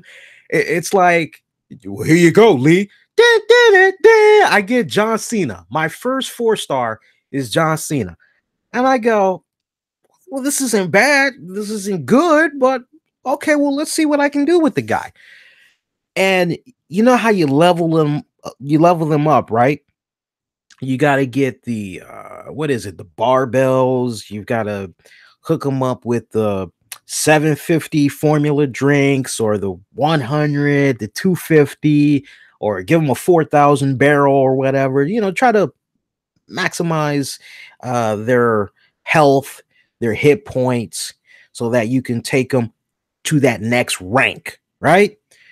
And then at one point, once you have maximized, that's it. There is no evolve. Like, okay, well, now that they are a maximized 4-star, now get these ingredients and you can evolve them into a 5-star, right? There's nothing like that. It's like it's maxed. And when I look at Brock Lesnar is maxed out as far as what he can offer to the WWE. So much so, it really is about what is Brock Lesnar willing to do for the WWE. When you have restrictions like that, well, I'm willing to do this, but I'm not willing to do that. Yeah, that sounds good. I'm not going to do that, but I'll do this instead. When you put so many no, like that cat, you just eventually put yourself up against a wall. And I think that for the WWE, all the money that they've been putting into Brock Lesnar these years, maximized. They've got their Ronda Rousey. They will be just fine. Just fine. So I honestly, I think WWE should just go on ahead. If there's a part of them that maybe wants to have Brock Lesnar, renegotiate. See if they can lower that price down a bit. See if they can, honestly, I would love to see the wrestler Brock Lesnar come back. I'm tired of seeing this current run of Brock Lesnar. I want to see the Brock Lesnar of old come back. And it's a damn shame because, as soon as Kurt Angle came back, one of my biggest hopes was that maybe we were going to get a situation where one day we were going to see Brock Lesnar and Kurt Angle lock it up again. But just the way things are looking right now, it's safe to say we're not going to see that happen again. And it's quite sad. It's quite sad. And I like what Gino had said. He said all Brock Lesnar can do in the WWE is have a match with Lashley and a rematch with AJ Styles. Other than that, there isn't much for him to do in the WWE. Yeah, I'm with you 100%. And now at that point, if the rumblings are true that Lashley is very close to coming back in the WWE, what are you going to do? Are you maybe going to have Brock Lesnar do the deed as he's on his way out and do his best to give Bobby Lashley a rub off? I would have no problem with that if that's the game plan, but I'm not feeling this current Brock Lesnar that we got running around in the WWE right now. That's it in a nutshell, guys. Let's see some other stuff we can talk about here. Hey, hope you guys are enjoying the show so far. If you are, especially those of you that maybe are just now tuning in, if you haven't done so already, make sure you click on that like/heart icon if you're seeing it on YouTube. Also, if you have not subscribed, do subscribe. Click on that bell icon that is below the video, so you always get notifications on when I go live or upload some new content for you guys. And Spreaker, you somewhat see the similar thing there as far as the like heart icon. And I want to show some love to those that are checking out the stream right now via Facebook. Got a decent amount of views here that's in. see if I can shout anybody out right now on Facebook, because sometimes, sadly, past couple of weeks now, hasn't been that many. There's been people that's been commenting in Facebook, and I don't see it until the stream is over, preferably because I try not to have that many windows open. So bear with me a second here, guys, as I load up. Yeah, good. No comments on Facebook yet. So, or actually, wait a minute. Let's click on that again. Let's try that one. I think we're good though. Let's just make sure. Yeah, we're good, guys. And let me just show some love in the Spreaker chat, because some people are actually tuning in live on Spreaker. Shout out to Reza. What's up, Reza? Ric Flair versus Great Muta equals Charlotte versus Asuka. I agree with that 100%, my friend. You got that. You got that right one, baby. Let's talk about some other headlines that's come about since last we were on the air with you guys. I'm just ready to do like a quick fire off joint right now. So let me just poke my head in the chat here. Yeah, let's see. I got exotic mods. If you ask me, I wouldn't mind seeing more Brock versus Cena, Rock, Triple H, Orton, and others like that. They all put on good matches. Yeah, but shit, man, it goes to the point. Which Brock Lesnar? You know, this Brock Lesnar that we've been getting, the whole German suplexes and all that, it's a little played out now. Quite honestly, it's a little played out now. Yeah, so WWE, they're going to be introducing some new titles after WrestleMania. So you guys know they're going to be crowning a new cruiserweight champion. With that whole crap that went down with Enzo Amore, they're going to be crowning a new cruiserweight champion by WrestleMania. And there's talk that there's going to be some cruiserweight tag titles. I'm not going to spend 10 minutes talking about this. If you ask me off the break, look, if I could offer any type of good, well-rounded, logical advice to the WWE, I would say, guys, you have been struggling for the past year now to get the 205 division over, and you've just now hit a hard reset where now you've got Triple H taking the reins once again, because after all, it started off as the Cruiserweight Championship tournament, right? And Triple H oversaw that bad boy and the great success that it was. That's what we all were expecting when it came to 205. And that's great that now that Triple H is at the helm, things are kind of getting back to basics as far as where it was when it was starting off as a tournament. My advice to Triple H and crew would be just continue to focus on rebuilding the 205 division, making it live up to the hypes of what it once was when it was a tournament, and do what's necessary to put the current group of guys that's involved in 205 over as the talent that they so deservingly are, because they are all collectively exceptionally well. And that is one of the things that needs to continue to be showcased, while at the same time trying to establish that connection with the fan base as far as personalities go. And I feel in my heart of hearts, with everything that Triple H has been able to do in NXT and his part bringing out the best in certain stars, he'll be able to accomplish that with the guys that he currently has on the 205 roster. But you don't need tag titles right now for the cruiserweights. That is just too goddamn much right now. Look, you've already got the Raw tag titles. You've already got the SmackDown tag titles. You've got the NXT tag titles. Now you're going to potentially do cruiserweight tag titles. That's a lot of tag titles to be following around. Can you just imagine if you're having a random conversation with somebody and you say, oh, hey, you still watch WWE, right? It's like, yeah. Hey, who's the tag team champions right now? Well, that depends. What division are you talking about? Say, wait, divisions? What are you talking about? There's only one tag team champion, right?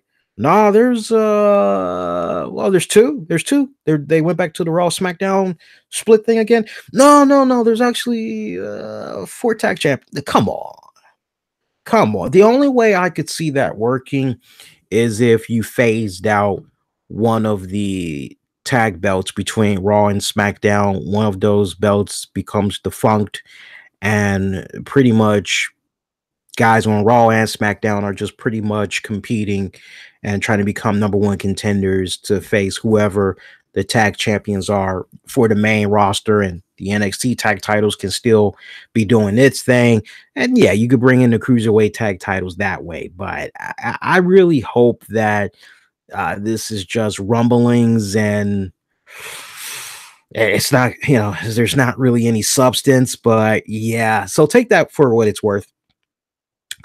Also, Jonathon Coachman is involved in some serious allegations. I want to get you guys caught up to speed on everything that had came about. Now, we got to just kind of rewind it back a little bit. So you have a former ESPN employee that somehow had mentioned Jonathon Coachman. Jonathon Coachman, he actually ended up going to Twitter earlier today, and he responded to one of several current and former ESPN employees that's been named recently in a sexual discrimination and harassment lawsuit filed against the company over the weekend. It's been by former ESPN anchor and legal analyst Adrian Lawrence. And Coachman ended up denying these. He said on Twitter, and I quote, I want to make sure we read this and make sure it's not out of context. I will address this only once because I am seething today.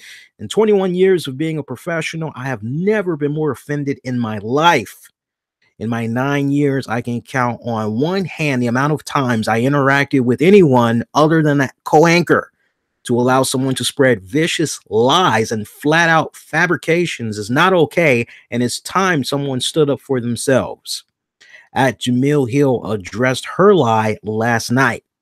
I am not a part of this lawsuit because I have never done anything wrong. My reputation speaks for itself, and anyone that has ever worked with me will back that up. I am also offended that someone can dangerously throw people's names into something for the clear attempt of getting headlines. This is the only time I will address this because I am not part of this lawsuit. My heart goes out to anyone falsely accused of anything.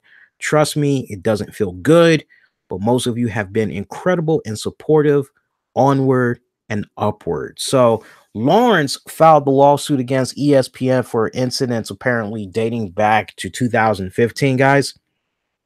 And she's accusing ESPN of not addressing her complaints, specifically against longtime SportsCenter anchor John Buckagross.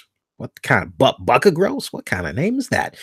Coachman is one of many other current and former employees accused in the lawsuit of varying degrees of harassment. Also in the lawsuit, Lawrence claimed that Coachman employed the ESPN Predators playbook, in which he offered to mentor her after she had reached out, but then tried turning the relationship personal. She alleged that colleagues told her that Coachman sexually harassed other female employees at ESPN, including former SportsCenter anchor Sarah Walsh. She communicated to Coachman that she had a boyfriend and claims to have not heard back from him after that. Yeah, so in his statement, Coachman mentioned former SportsCenter anchor Jamil Hill. In the lawsuit, Lawrence had claimed that Hill received a threatening and racially disparaging voicemail from former full-time ESPN center anchor Chris Berman on her ESPN phone line.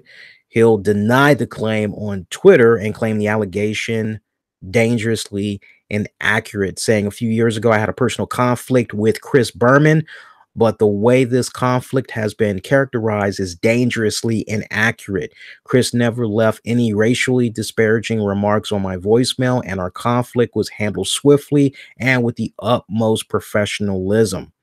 I felt as if my concerns were taken seriously by ESPN and addressed in a way that made me feel like a valued employee.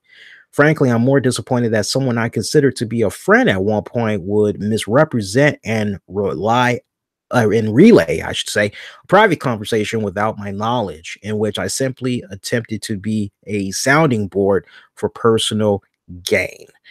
WWE, they would go on to basically say they are investigating these claims and they take all these type of matters very seriously. So look, if this was a situation where Jonathon Coachman was a new anchor, a new lead by new color commentator guy, right? A new lead analyst guy, a backstage reporter. If this was basically his first rodeo in the WWE, then without a shadow of doubt, I could see WWE saying, man, this close to WrestleMania season, you know what, man? I really don't even want to be bothered with this crap. Let's not be bothered with this. Let's just go ahead and let him go. But Coachman was involved in the WWE for a good amount of years the first go round before he ended up getting hooked up with ESPN. So, keeping that in mind, and, he had a really good, strong relationship with ESPN. We all know ESPN was making some serious budget cuts, things of that nature, left and right. And it's kind of interesting how things kind of come back full circle to Jonathon Coachman's credit. And I said this a couple of months back, even, that Jonathon Coachman had really helped bridge that gap for the WWE ESPN working relationship. Bill Simmons, to his part, yeah, he had but you all still have to kind of go back and connect the dots to Jonathon Coachman, because once Jonathon Coachman got in there at ESPN, he didn't do like some people and just was like, yeah, at one point, yeah, I did used to do a little something concerning wrestling, but yeah, don't mention that word around me because I'm a true professional now. What do you mean? What do you mean wrestling? It's so beneath me. I am a lead broadcaster now. Some people will act like that. But Jonathon Coachman never gave off that vibe. Jonathon Coachman, the minute that he got in there and he got situated, he got himself established, he remembered all those that he had worked with in the WWE. And through time and through his reputation, was able to eventually get some type of a good working relationship in there. And there would be many times that Jonathon Coachman would be able to break in news as a result of that. So I'm finding that, what's coming about right now, I always stay neutral. And right now, innocent until proven guilty. I mean, this is the day and age that we live in right now, where you have people that, out of spite, they will say and do certain things just to hurt somebody's career. I've always lived by an old saying, which is basically, you have some individuals, when they see that you're doing really good for yourself, you're living a really good life, and here they are, they're struggling and they're trying to figure out how they can get what you got, and they don't really like the fact that you got what you got. Some people are so spiteful that they will do anything in their power to knock you off of that, because they want to keep you down right along with them. It's like, nah, I don't want you to have happiness. Shit, no. If I'm not right there, I want you down right here with me. Some people are like that. So I'm not choosing a side. Don't get what I'm saying twisted. I'm just letting you know that there's a couple of angles y'all need to always consider looking at. And sadly, we are in that day and age where people will make false claims, false accusations, just to get themselves attention, just to try to bring other people down around them, and not take self accountability for their own actions, which may have resulted in them being in a negative position, right? As a result of some decisions that they made, straight up. So, I think this is a very delicate situation that's coming about right now. And the timing of this sucks. Coachman hasn't even been back with the WWE for 3 months, mind you, right? He hasn't even been back. and I'm with my buddy Mish. Like, I'm so confused by this latest accusation against him. So basically, he's indicted, but he's not being. That's what I'm saying. I don't know what to make of this crap. Like, oh, okay, so is he mentioned or is he not mentioned? And this is what I say you all should look out for in the coming days. What I would look out for is, and we know the trend by now, right? We know the trend. Usually when you have a situation where more people are made aware of some type of sexual allegations, there's some type of claim that's being put out there, what do you typically see? Well, once this person has basically put their foot through that door and they've gone through it, then everybody else starts coming along. So right now, you got to look at what you're seeing and you got to take it with a grain of salt. But if more people, even one more person, opens their mouth and says, yeah, Jonathon Coachman. Oh, yeah, the stories I can tell you about the Coachman. Yeah, then it's not going to look good, quite honestly. And I would suspect, if I can make a bold prediction, Wrestlemania is what, guys? A month away or something like that? I would dare say that if in the next 2 weeks, more people come out there and they say something against Jonathon Coachman, Coachman ain't going to WrestleMania. Let me put it to you that way. It could be a situation where quietly they force Jonathon Coachman to take a leave of absence until all of this is just pretty much squashed, and without a shadow of doubt, he comes out on top and they just leave him off TV like that because they don't want that attention. They don't want to get like a Ryan Seacrest.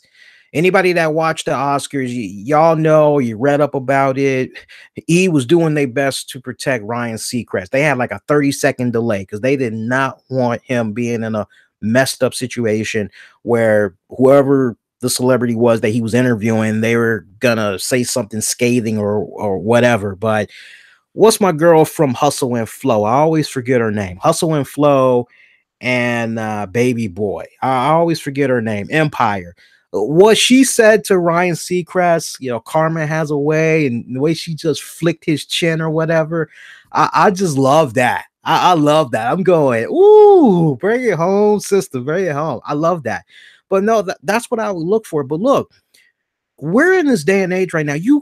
Especially if you're a man, you got to be very careful when you approach these females in the work environment. Thank you, Austin. Taraji P. Henson. Thank you. Taraji P. Henson. Thank you. You got to be careful. I can't tell you. I remember one of the, when I was still doing security, working overnight a couple of months back, there was this one woman that I was just, I did care about her. I considered her a friend. She reminded me so much of my late ex-wife. Looked a lot like her. Would be a good spinoff for a clone almost. And that's one of the main reasons I took a liking to her and her personality to a degree, just like my ex. And all this crap that I've been hearing about sexual harassment and all this other stuff, and I had to be careful whenever I would get around her because and it's stuff like this has really made me, I don't know about you guys, I'd love to hear how it's been approaching you all, but for me, it's really made me second guess how I interact with females, because I'm the type of person, even if you're a dude, but especially a female, because I guess because I'm a mama's boy, so I've always been kind of one of those guys when I get around a female and we're friends. I'm one of those type of people. I like to hug, pat on the back. That's pretty much it. I don't go in for the creepy bastard hug, yeah.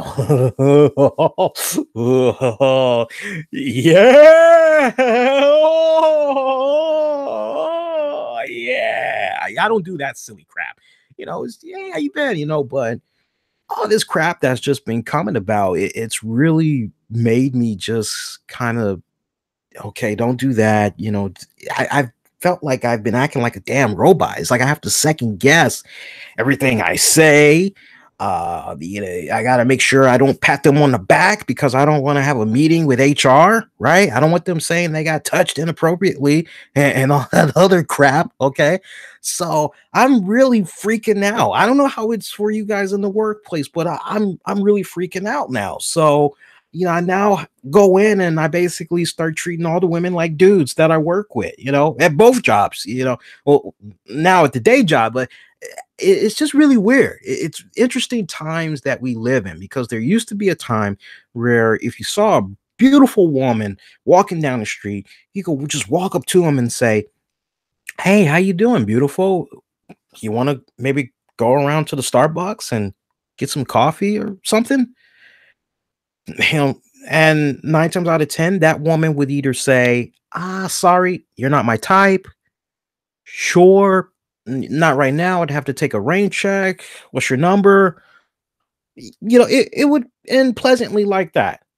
Now, in today's day and age, it's police, police, help, rape, sexual harassment, help. And it's just, wow, really? So interesting times that we live in. I'm finding it just, you got to be careful. You got to be careful. But when I see stuff like this that just keeps resurfacing, one, I'm amazed at how far of a reach it's gotten into in pro wrestling. And then two, I'm just amazed that in this day and age, what the flying hell happened to innocent until proven guilty? Every man and woman has their day in court. Every man and woman has their day dealing with the judicial system. That's all I'm saying, guys. So, I honestly, I'm not picking a side. I must say, in all the years I followed Coachman, even after he left WWE, I constantly would stay tuned to whatever he was doing in ESPN. This is the first time I've ever heard some stuff like this. The Chris Berman crap about him being racist, not buying that one little bit, because many times over the many years I would watch ESPN for my Monday Night Football fix. I'll have to rely on you guys to help me out more. Because when it came to pre-shows and all that, Fox NFL Sunday or the NFL on CBS, the Today Show, NFL Today Show on CBS, those would be my main two go-tos. But there was a long-time black dude that would co-host with Chris Berman, and the way they just, you could genuinely feel it. It was like they were brothers, like blood brothers, even though dude was straight up as dark as me, if not darker. He was straight up black. The way that Chris and this guy interacted with each other. And I remember when Chris Bergman had did his swan song, he had came back, and the black guy I'm talking about, he came back, and it was a really nice emotional moment. I never got the vibe whatsoever that Chris Berman was racist. So that's what I mean when you gotta kind of take a step back and just don't be so quick to rush to judgment, folks. See, another thing that I thought was pretty interesting this week, and if I'm Impact Wrestling, I need to hear more. Seriously, shout out to anybody that's able to get this guy for an interview. Alberto El Patron. So apparently Alberto El Patron had a recent meeting with Vince McMahon. Went to the WWE headquarters in Connecticut, talked to Vince McMahon for a great length, and apparently they're trying to supposedly work out some type of a deal where they could interview Alberto, do some tape segments where basically he's in part putting over Rey Mysterio. I guess there's some type of a new maybe WWE 24/7 special that they're going to be doing on Rey Mysterio soon. Yeah, which is great. But I can't help but really look at this. If I'm Impact Wrestling, not being a dick, guys, y'all just got to hear me out for a second. And I know everybody likes to poke fun at Impact Wrestling, but let's just think from the business perspective for a second, okay? Put your business hats on, right? So let me see if I got this straight. You, hypothetically speaking, you work for my company, right? You work for my company. You work for, oh God, you work for Burger King, all right? You work for me. You're working for my Burger King franchise, right? I've got you hooked up. We know this is the case. Just play along. I've got you in a contract for 6 months at my Burger King, right? Now, you may not like what's happening when you're working for me, but it's gotten to the point now you're thinking about maybe testing out the waters and going to another employer, right? Okay, cool. So you go down the street, you're talking to somebody you used to work for at McDonald's. And that McDonald's boss is telling you how much they miss you and you know they'd love to have you come on back. They'll treat you better this go round. You'll get free food and you'll get a $3 increase and all this other stuff. Strongly consider coming on back, right? You've already let it be known to your friends on social media and a whole bunch of other places that you are looking forward to being done with Burger King because there's nothing more you'd love to do than come on back to McDonald's and work there one more time with your former boss and the great people because they were so fantastic, right? That's what we got right here with Alberto El Patron. I don't know if this was cleared by Impact Wrestling, but I tell you what, I don't like how this looks. Now, you guys correct me if I'm wrong. If I'm wrong, hey man, I'll man up and I'll apologize off the break, right? When I mess up, I always apologize. I own it. But isn't Alberto El Patron still under contract to the WWE? I'm sorry. Damn, I said WWE. That would be something. No, isn't he still contracted to Impact Wrestling? Because if he's still contracted to Impact Wrestling, I just want to know how's this possible? How is this possible? And I'm hoping that whoever is going to be able to interview Alberto, that Alberto dodges the hell out of this question. Seriously. Can you just imagine that? So, Alberto, we got rumblings out there that you had recently ran into Vince McMahon and you had filmed some stuff for the WWE, something about Rey Mysterio. Any truth to this? What is Alberto going to say? Is he going to man up and own this? I would imagine if he owns this and says, yeah, I did, as a matter of fact. I'm not sure how the information got out, but here's what had went down. Here's my next follow-up question. Anybody that is a good interviewer. So you did this. Did Impact Wrestling give their blessing? I'm curious to know, because if Impact Wrestling is, yeah, go ahead. Yeah, we understand. You used to work for them a long time ago. Yeah, go ahead. Go film. Hey, Impact Wrestling, way to bend over and take it up the ass. Man, I mean, seriously, you know, if you're working for a certain promoter and you have an agreement, then all of that should be honored, is the point that I'm getting to. Any filming, anything you're doing to help elevate a promotion, you're contracted to that promotion. You need to be doing anything and everything in your power to help put that promotion over. This stuff about going over to basically the competitor. So I'm curious if in the coming days, if this is really true or not. So shout out to anybody that's able to get Alberto on the show, because I would just love to hear how he tackles this, if it is in fact. I mean, if it's legit and this came out, I'm pleading the fifth. I'm denying it. I'm lying my ass off. But I tell you what, he can only lie, but for so long, sadly, because if it's legit that he did go to Stamford, Connecticut, and he met with Vince McMahon and crew.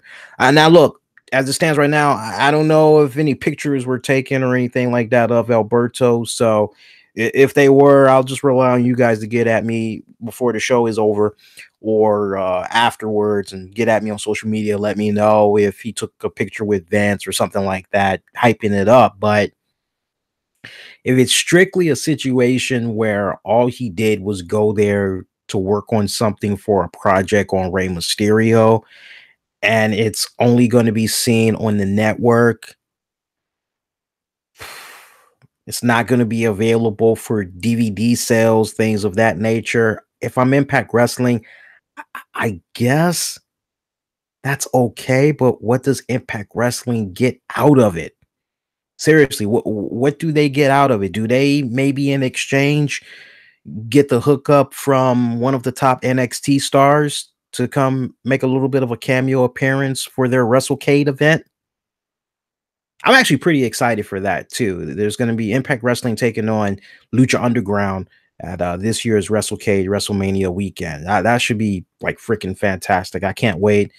I'm not sure if the whole card is set up yet as far as who all is going to be fighting who, but I'll rely on you guys if they've already set all that up. And I see Austin saying, I pray he does not return to the WWE.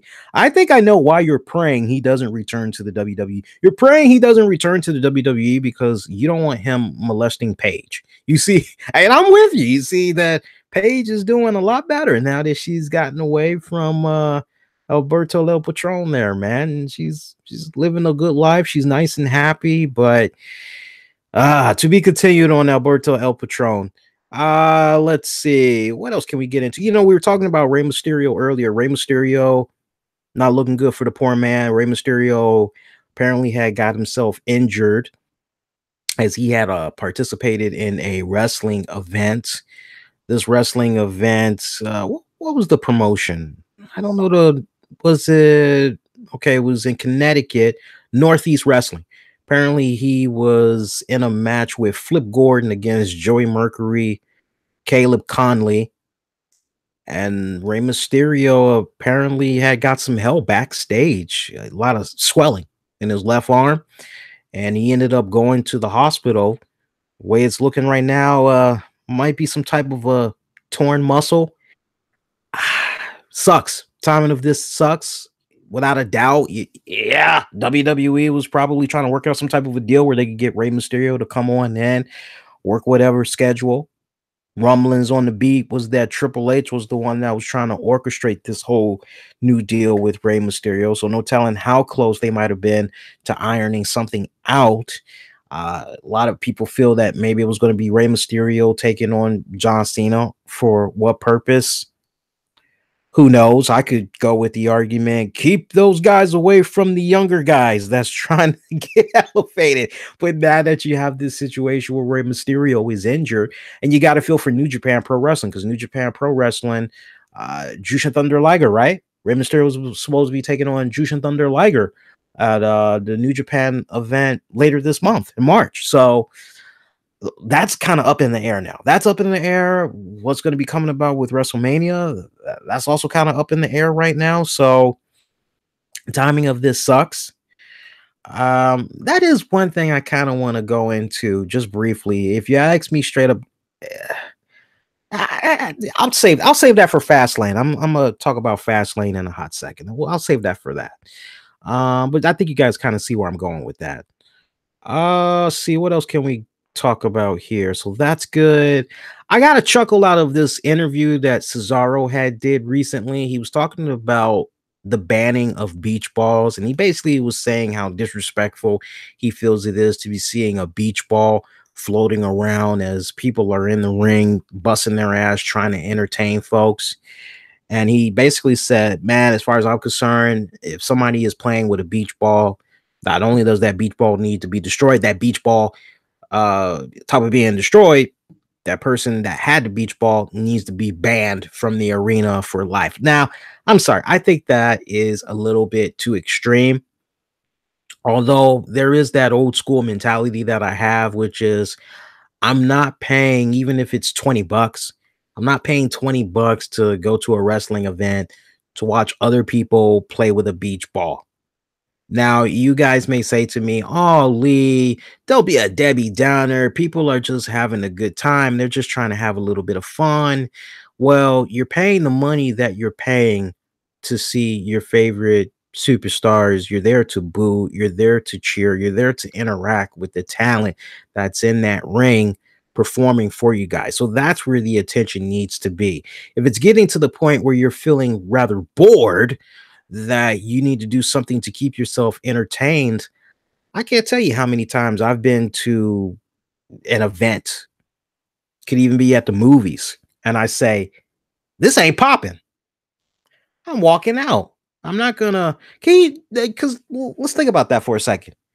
Same rules apply, and you're at a movie theater, and there's a good section of you that feel that the movie is so boring, you don't want to leave because you paid for it. Well, Beach ball, right? If you wouldn't want a beach ball being played around and thrown around in a movie theater, it's no different than what you're getting in the ring. Because when it's all said and done, think about it. You all are paying for seats, and instead of watching a flat screen, to a degree, depending on your location, you are watching a flat screen. But for most of you, you are watching a squared circle. You are watching a three-dimensional, four-dimensional object, right? In the middle of the ring there, in the middle. All eyes is pointing at, that's your screen. The ring is your flat screen. So if you wouldn't want somebody to play with a fucking beach ball and all that at a movie theater, the same rules apply at a freaking arena when you're trying to watch some wrestling action. You're not feeling the action, just fucking walk out. Go to the concession stand, get you some t-shirts, go use the bathroom, whatever, right? So I think banning, though, for life, that's a bit extreme. I think instead it should just be a situation where, honestly, you get spoken to once, and if you do it again, then you get ejected the second time. One and done, as far as I'm concerned. I think that's the best way that you can do about it. I understand passionately where Cesaro is coming from, and I remember he followed up more and elaborated, talking about how the match that he had with Sheamus, it was for the tag titles, and he was pretty upset to see people playing with a beach ball, and you've got a pretty important match happening. It's not just some random match. It's a match for some damn titles, right? I understand where he's coming from, but I think that's just a little bit too extreme there. See how we're doing on Showtime here. All right, 2 hours, 7 minutes. That's not too bad. Let me see how many more topics we got to go into here. Do I really want to talk about that? I can mention that in passé. Jericho, he interacted with a fan on Twitter. I asked him if he was really done with New Japan Pro Wrestling. Jericho said, yeah, looks like it. I'm not. I'm taking that with a grain of salt. Jericho's been known to give people a swerve. He's the king of the swerve. What else? Anybody pumped for Netflix's Jessica Jones? New season is going to be coming about. Is it tomorrow or Friday? Either way, I can't wait. It's going down before this weekend. I'm going to be binging like I don't know what. I still have at least maybe 3 episodes of the first season that I did not watch of Jessica Jones, so I've got some catching up to do. I still haven't watched The Defenders as well.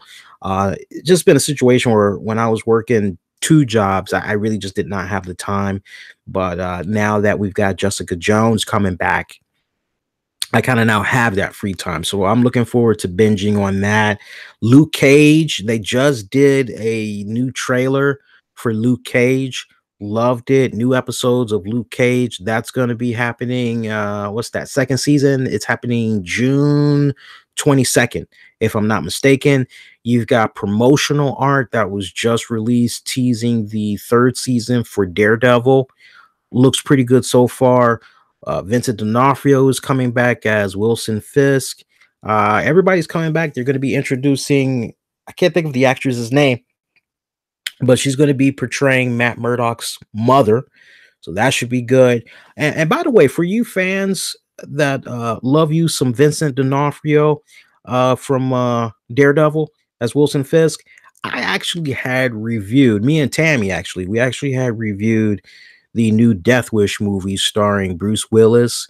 That is actually available right now for free. It is a free-for-all edition of 30 with Lee that's available right now. You can download it, listen to it for your pleasures. It's on patreon.com/RCWR Show.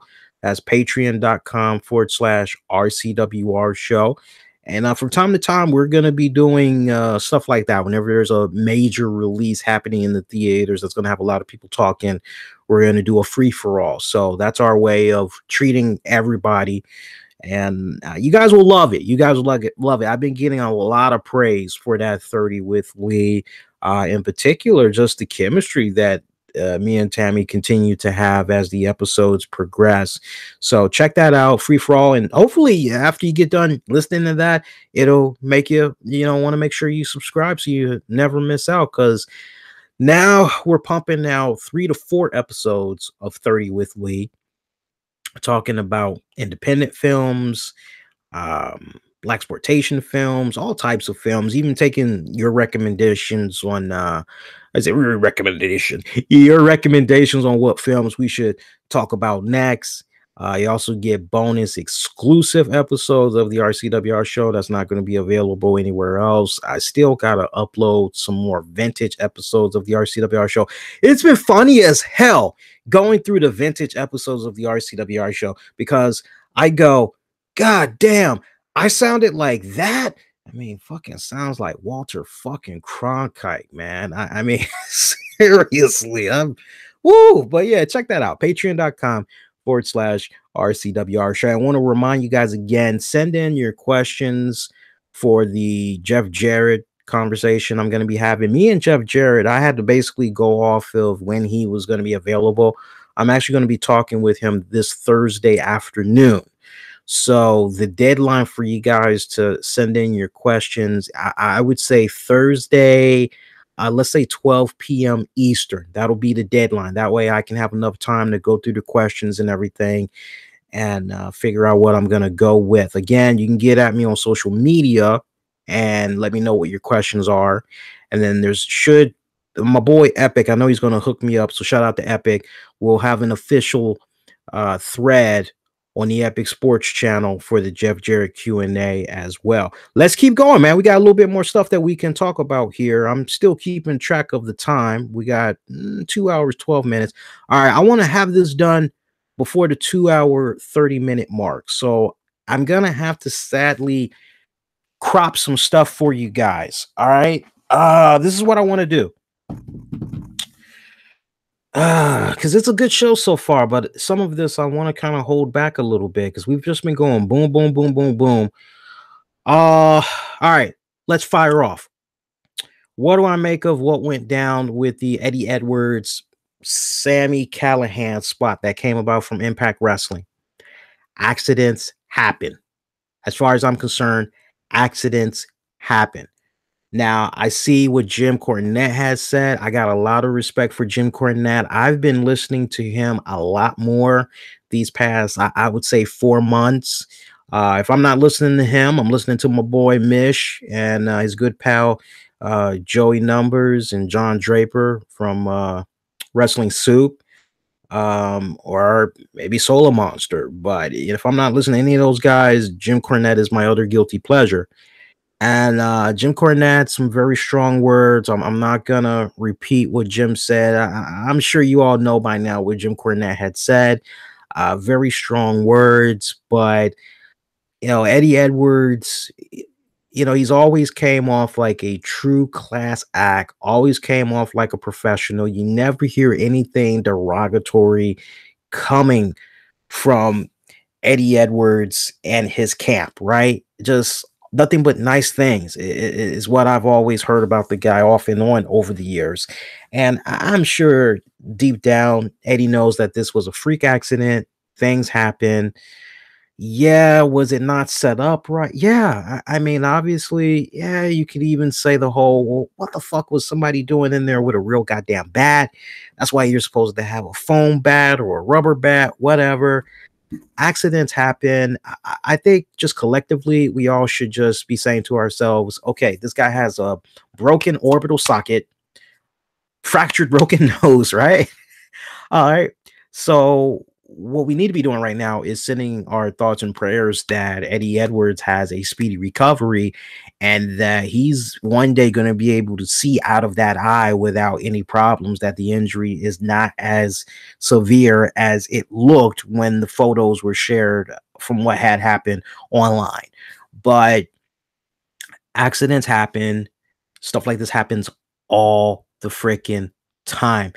I'm reminded, I'm not making it be about myself, but I remember when I was trying to train to be a wrestler and what pretty much did it for me as far as ever stepping foot in the ring again.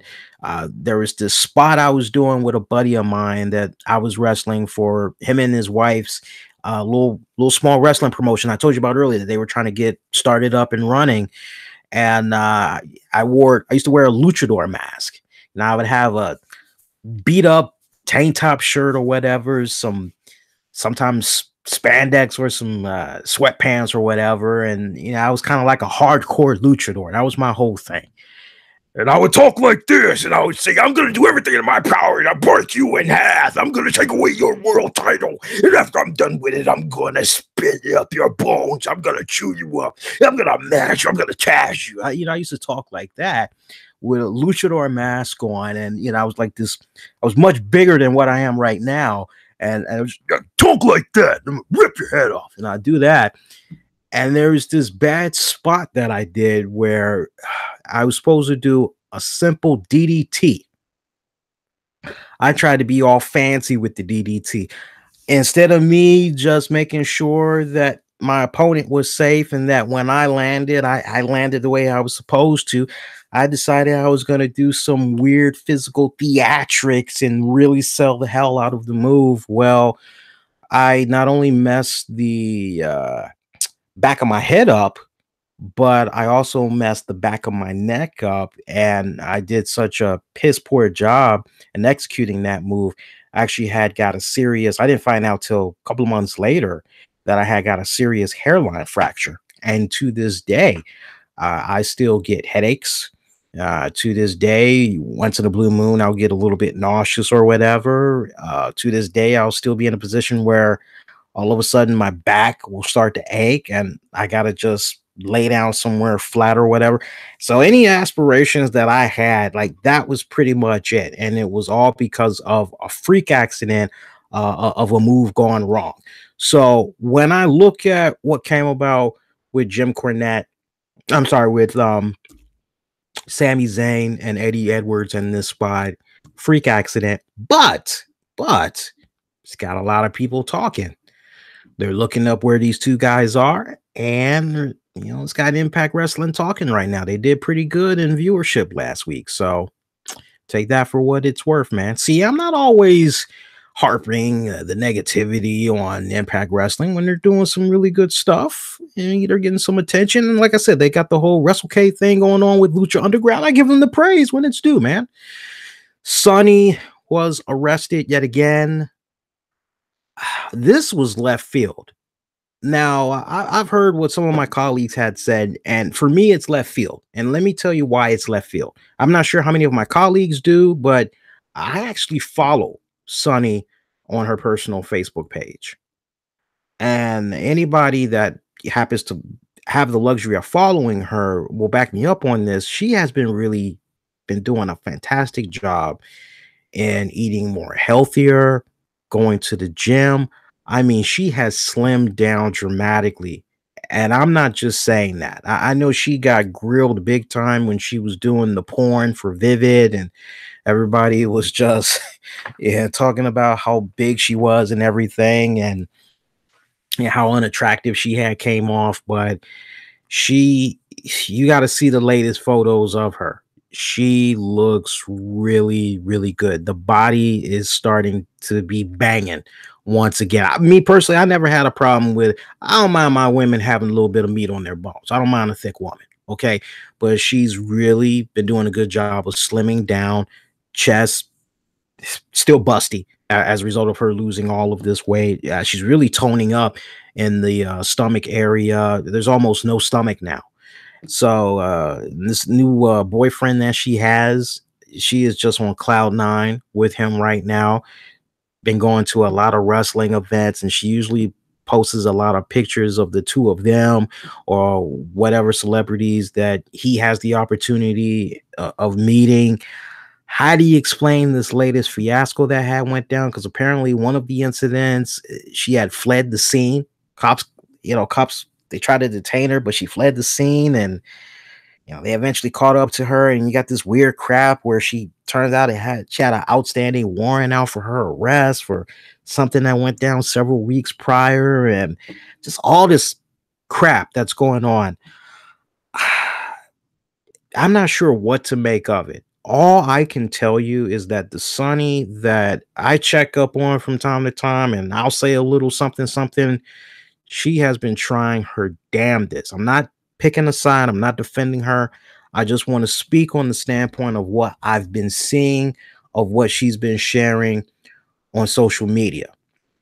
And a lot of people will also back me up on this. There used to be a time where on Sonny's Facebook page, seemed like she was always dealing with negative people. I remember there was something that went down with someone she used to be friends with, and they pretty much had took advantage of her celebrity status and all that to order a boatload of food, charge it to the bill, basically charging it in her name or whatever. And she really didn't have the money like that to be hooking them up like that.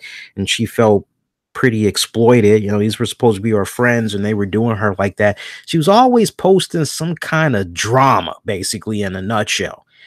And these past couple of months, it just really seems as though she's just been doing what she could to really clean herself up, better take care of herself, eating healthier. She's a damn good cook. I mean, if she's not posting pictures about what she's doing at events, things of that nature, or some quality time with her man, she's always showing pictures of herself cooking some really, really good food. And I dare say a lot of the food that she's been making has been making me want to ask her straight up in a private message, can you give me the recipe for that? Because that looks really freaking banging.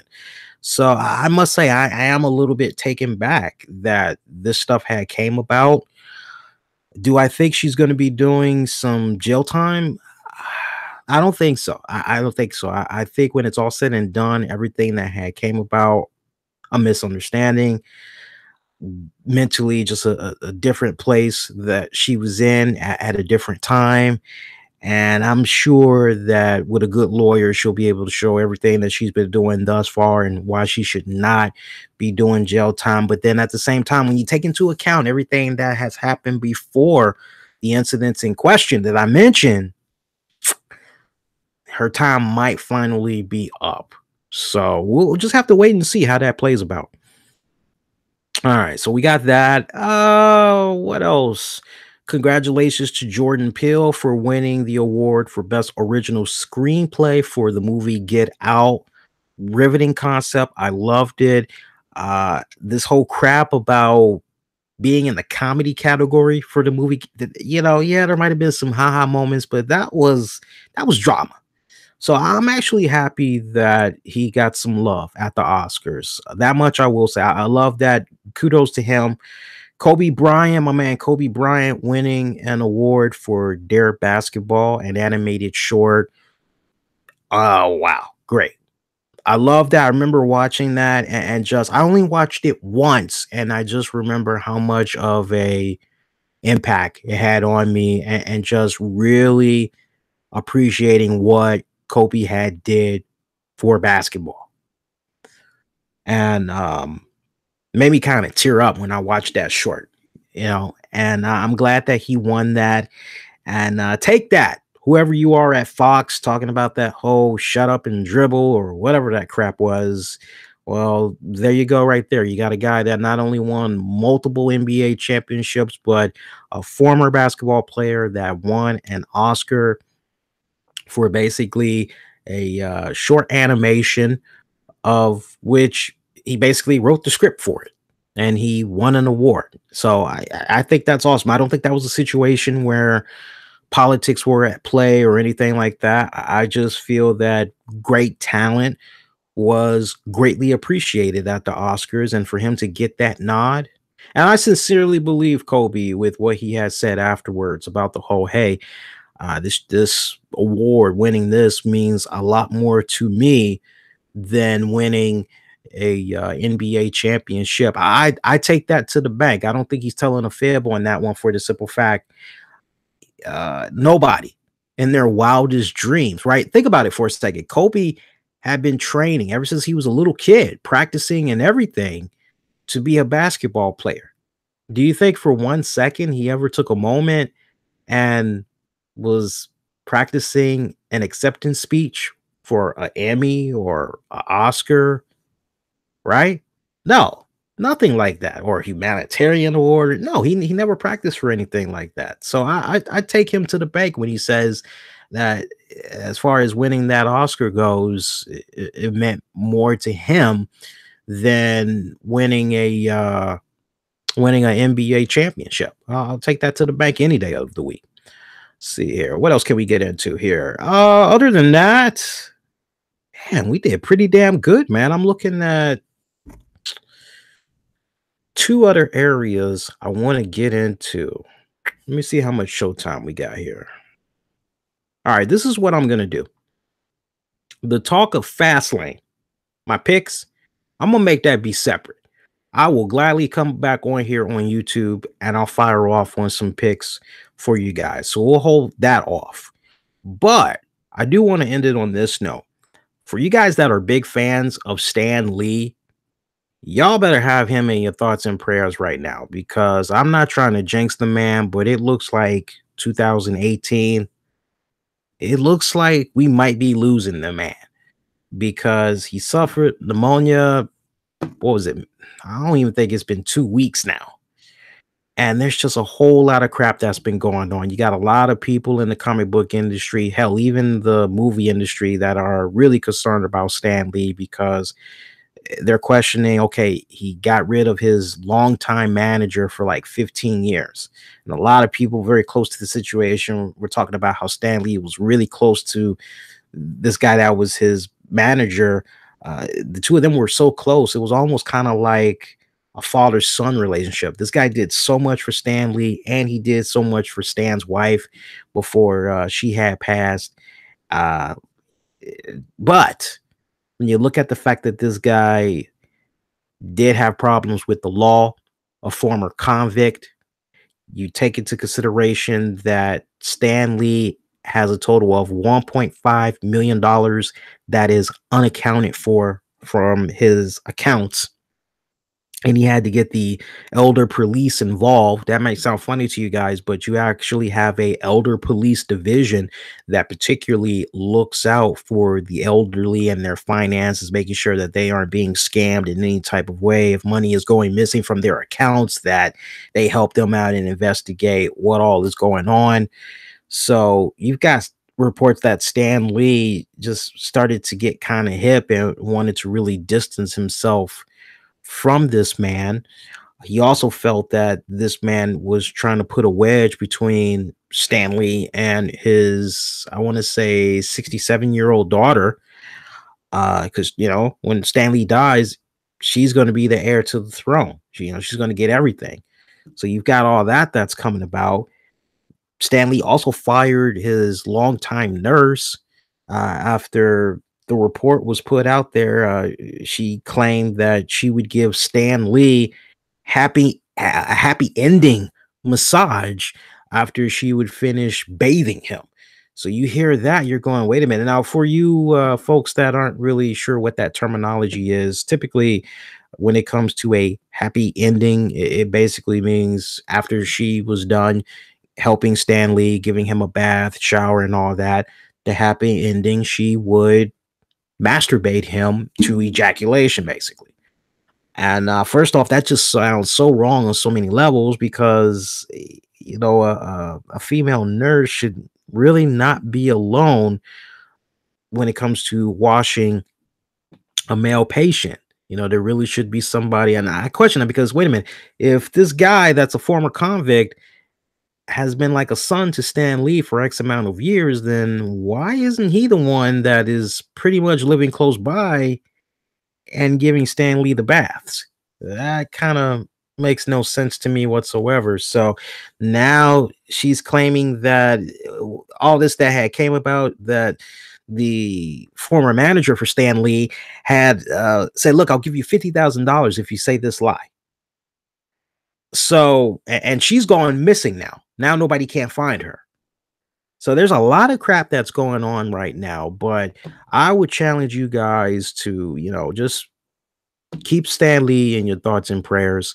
He actually was supposed to be coming to this year's Awesome Con and a couple of other events, but he ended up canceling them. I don't know if this is a result of the new regime that he has in place, or if he's really just trying to take it easy and just focus on his health. But then at the same time, I can't help but kind of go, well, man, you're 95 years old. You're suffering from the pneumonia. You're not in the clear just yet. You really should be in the hospital right now getting your vitamins, your fluids. You should be under observation right now. So keep them in your thoughts and prayers, man, because I just got a weird feeling. And I hope I'm wrong, but I just got a weird feeling that Stan Lee's time is up this year. And I hope I'm wrong. I really hope I'm wrong. Isn't it interesting? Because we have the Undertaker of streaks, all the people that have passed, and Kirk fucking Douglas. I'm amazed. Seriously, I am amazed. All right. So again, send me your questions for Jeff Jarrett. That should be fantastic. I'm looking forward to that. Again, that's going to be available for you guys exclusively on the downloads, free for all to check out. It'll be available Thursday. Just stay connected to me on Twitter, Facebook, Instagram. I'm starting to get the hang of Instagram now. I'm now posting stuff regularly. So give me a follow on all of those platforms: Twitter, Facebook, Instagram, at the RCWR Show. And my goal is to have that interview with Jeff Jarrett be up Thursday evening, so probably by about 5 o'clock. I'd like to have it available. Just stay connected and you'll know when it's available for you guys. And as far as the Fastlane predictions, I'll do Fastlane predictions for you guys. I'll actually come on here. I'll tell you what, I'll give you guys a double dose. I'll come on here Thursday. So Thursday, after I get done dropping the Jeff Jarrett piece, I'll come on here Thursday night. Let's say about 9 p.m. Eastern. I'll come on here on YouTube and we'll talk about some Fastlane picks and everything. And yeah, so it should be fun. You guys, I hope you enjoyed the show. Shout out to everybody that had tuned in for the live stream, man. Shout out to Austin. Shout out to Steve. Shout out to Mish from Wrestling Soup. Check them out every Thursday night at 9:30 p.m. Eastern on Mixler. Shout out to Gino. Gino, appreciate your dollar contribution, man. Shout out to Exotic Mods. Shout out to Reza.